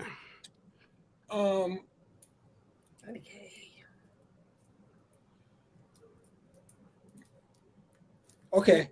Is it my go? Yeah, it's your go. Cheney University. Channing University. That says Lincoln University. What in the world? Yeah. I meant Channing, but that's correct. Oh my God. But it's in Pennsylvania. That is technical. Look, now, don't beat me up. In all due disclosure, right? All due disclosure, you can take the points away. That's fine. But my friend texted me that, and he watching. And he went to HBCU. Yeah. So you know, so Sage been cheating on the low. That's what it is. No wonder you've been getting these damn questions correct. You and Zeze. Zeze got a twin sister over there on the other side of the damn camera talking about, yeah, this the answer. What? Yeah, 1831. Wow. 1831. 1831. Wow. So let's count all the points up. Let's count all the points. All right, Torian, you had 1, 2, 3, 4, 5 of the points. I'm gonna add all of the points and what they were worth. You had 3 10 points. I must say this game was extremely fun. We need to do this way more. Yeah, that was fun. It was. That was hella fun. I'm glad that you guys enjoyed it. And hopefully this can start to become a thing. Hopefully it was educational. Torian, counting all of his points together, 70. Got 110 points. Okay. So he had some 70 himself his FBA shirt. Sage, Lord have mercy. It was gonna take a while. He got a shirt. We know he got a shirt. Sage got, boy, he was cheating on the low, but we're gonna let him pass. That was cheating. And he confessed to it. He's not even lying. Sage got 200 points. So he's definitely well above it. He's definitely going to get his prize. I ain't sending you 2 shirts, Sage, because you was cheating. So you ain't getting 2. No, that's not fair. No. I'm calling. You know what? I'm calling somebody. I don't know. I'm calling. You know, I'm calling Professor Black Truth on your ass. Hold on, what is that? Damn, don't do that to me, brother. Black Alpha got all together 170 points. For real? Damn. Yeah, for real. He's like, damn. You thought he had 40 points. Yeah, you got it with that 50. I was going for the 50s. Them 50s, yeah, that 50s took you above. Okay. He said he got 300. Go ahead, say it. Go ahead. And Zeze, hold on. 312. All right. I need like a science calculator. Man, that's not even possible, but yeah. Zeze got counting that up. 320. That, and then I gotta carry the 4. Yeah. Zeze got 150 points. Okay. What Black Alpha got more? I'm shocked. I thought she had way more points. I put it all on the line. She answered way more. Zeze answered the same amount as Sage, but Black Alpha answered 250 points. That's what took him there. Zeze answered most of the 20 points. So, congratulations. You get one for her and her twin. Ken is in the chat room. Talking about give her 2 shirts. So her and her twin is in the Okay. All right. Okay. I see you, Ken. Ken is always looking out for you. Shout out to brother Ken. Shout out to Ken. Wait. All right. You so you all, after the stream, of course, you know, I'm gonna get your information. So I will be shipping you guys your own shirt. Let me show you guys for the audience what the shirt looks like again. You know, hold on, pull this back up. So this is what the shirt looks like. Of course, we have different colors. You know what I'm saying? Different sizes. This is like the male shirt. There's female shirt or whatever. So different colors and different sizes. All right. If you guys, the audience listening, if you guys want to know this, want to have one of these, and you want a 15% off sale, you can get it today. The link is in the description. All right. Don't want to miss out on that. One of a kind. You gotta love it. But hey, can I give an acceptance speech, man? Since I got 150. I want to thank everybody. I want to thank 1869. 1869. I want to thank everybody. I want to thank Juneteenth. Charlie Kirk for getting Torian lit up today, and he gave me the energy to be correct, so I appreciate it. I want to thank Ray Charles for the 50 points that he gave me. Rest in peace to that brother. I'm glad nobody else got that. I think Brother Black said Prince and Zeze said Michael Jackson, so shout out to them for getting it wrong and passing it to me. I want to thank Brother Torian for saying Con Edison.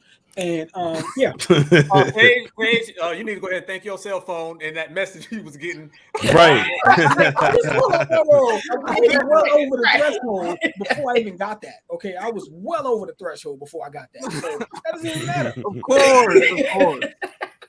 I was over. I was 150 before I got that. So I was good.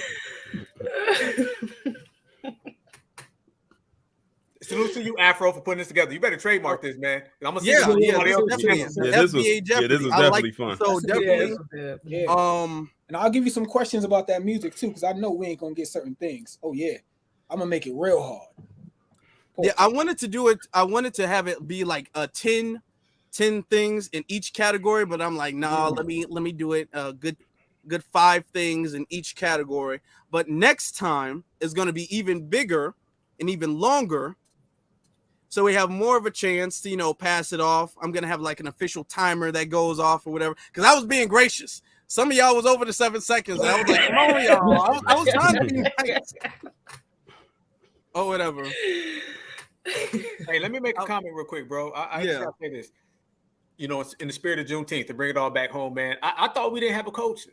Because I'll be watching and people say we ain't got no culture. Apparently, we got a real long, rich tradition. The fact that we could all sit here and come up with these answers. You can come up with the questions and we could all name it. So it ain't that bad for people that they say don't have a culture, man. Looks like we got a culture. Because Tethers couldn't play this game.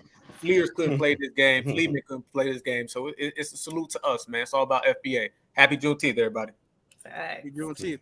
Add double daily double. You know what I'll do next time? What I'll do next time is, if somebody passes a question off to another person, if they get that correct, they'll get double points. That's what I'll do for that. Yeah. Okay. You know, this is definitely our culture, but you know, we've been on here for a good 2 hours. We broke down some videos, some articles. We had fun, won prizes. And we had a good time for Juneteenth, and I hope everybody enjoyed it. I hope the audience enjoyed it. I hope the panelists enjoyed it. But I will let you guys go. I'll let you guys get your last word out. Shout out to any projects, any social media. And then we're going to, before you guys leave, because we got a lot of super chats we got to shout out. So I'm going to shout out some of the super chats afterwards.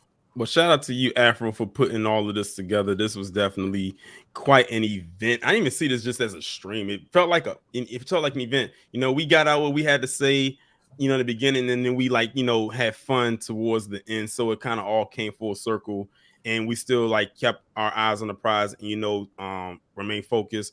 And it was good to also have engagement from the audience as well. This was definitely a very fun, like I said, event.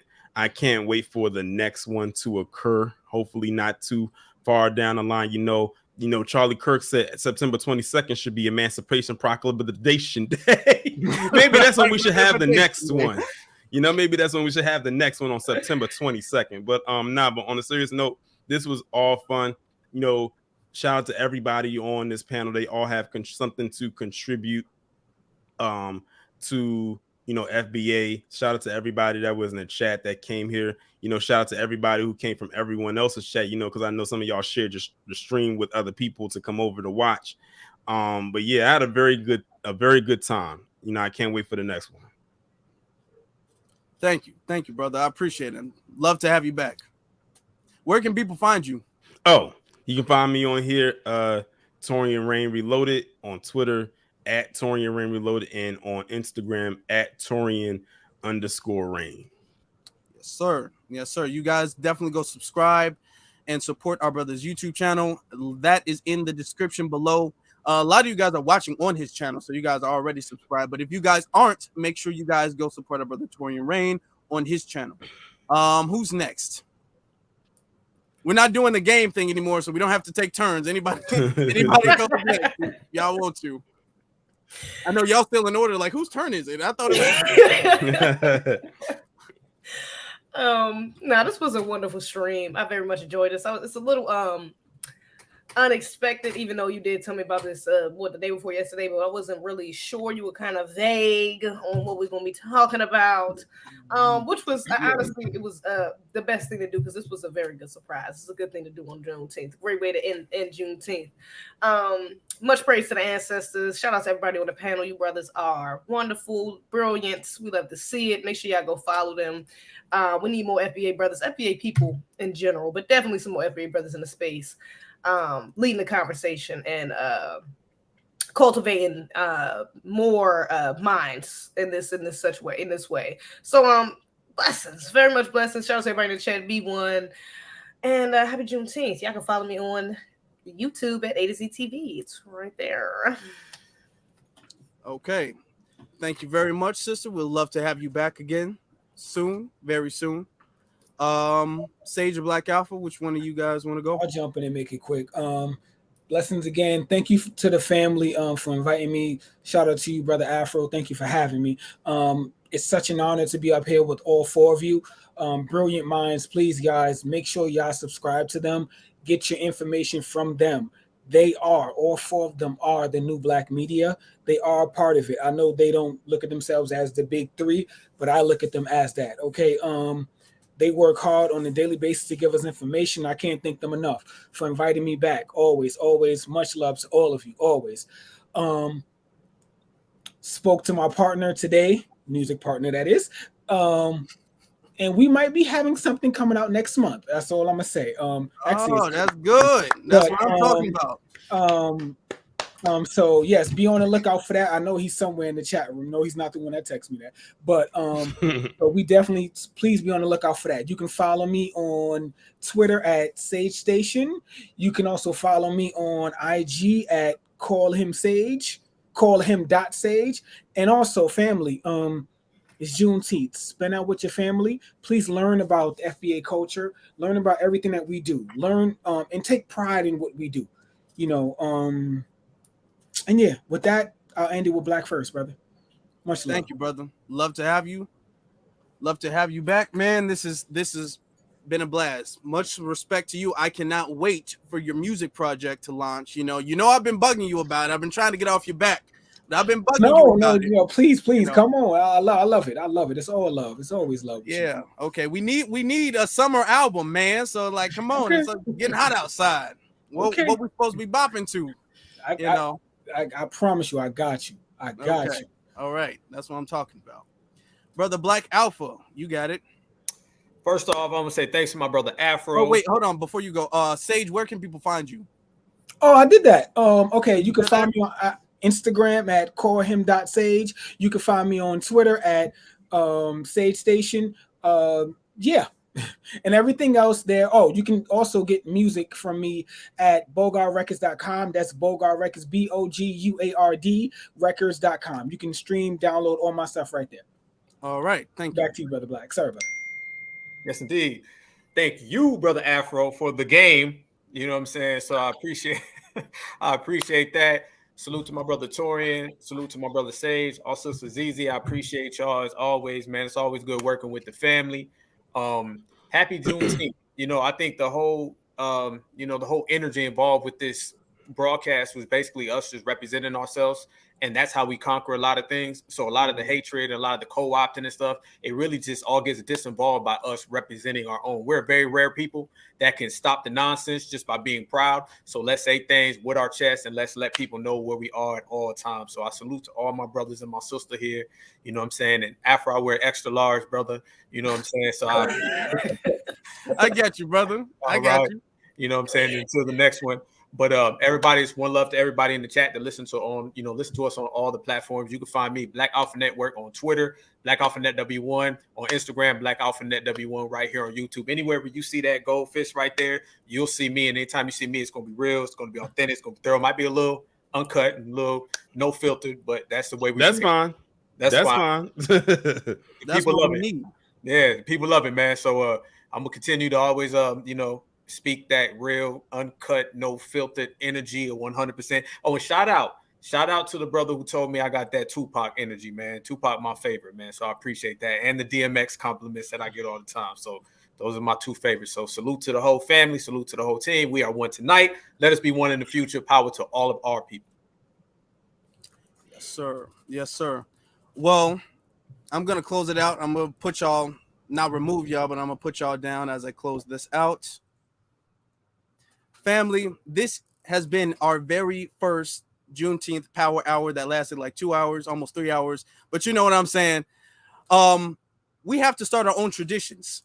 That's a part of holidays. Every holiday has to have a tradition. The 4th of July, fireworks, Christmas, you know, Santa Claus gifts, you know what I'm saying?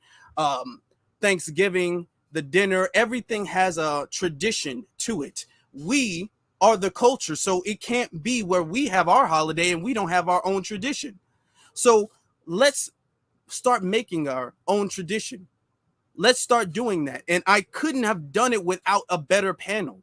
I know I couldn't have done it by myself. I can do a lot by myself, but I can't do everything. So I needed these brothers and that sister. It's only one sister, but I needed these brothers and that sister to help me get this done. So shout out to every single last one of them. Shout out to every single last one of you all. I hope you all had a good Juneteenth. You know what I'm saying? The game will come back.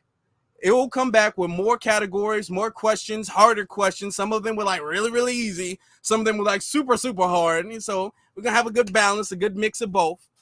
But it was fun. This whole stream was fun. It was lovely. Shout out to every single last one of you guys. Go to the description. Follow all of them on all of their social media, all of their platforms and everything.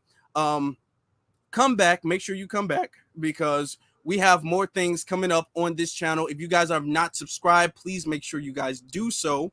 Also, you can be following me on my various social media pages, which is at Afro Elite on Instagram and at The Afro Elite on Twitter. And with that being said, my brothers and my sisters, be one salute to every single last one of you all. Happy Juneteenth. And of course, you all have a good one.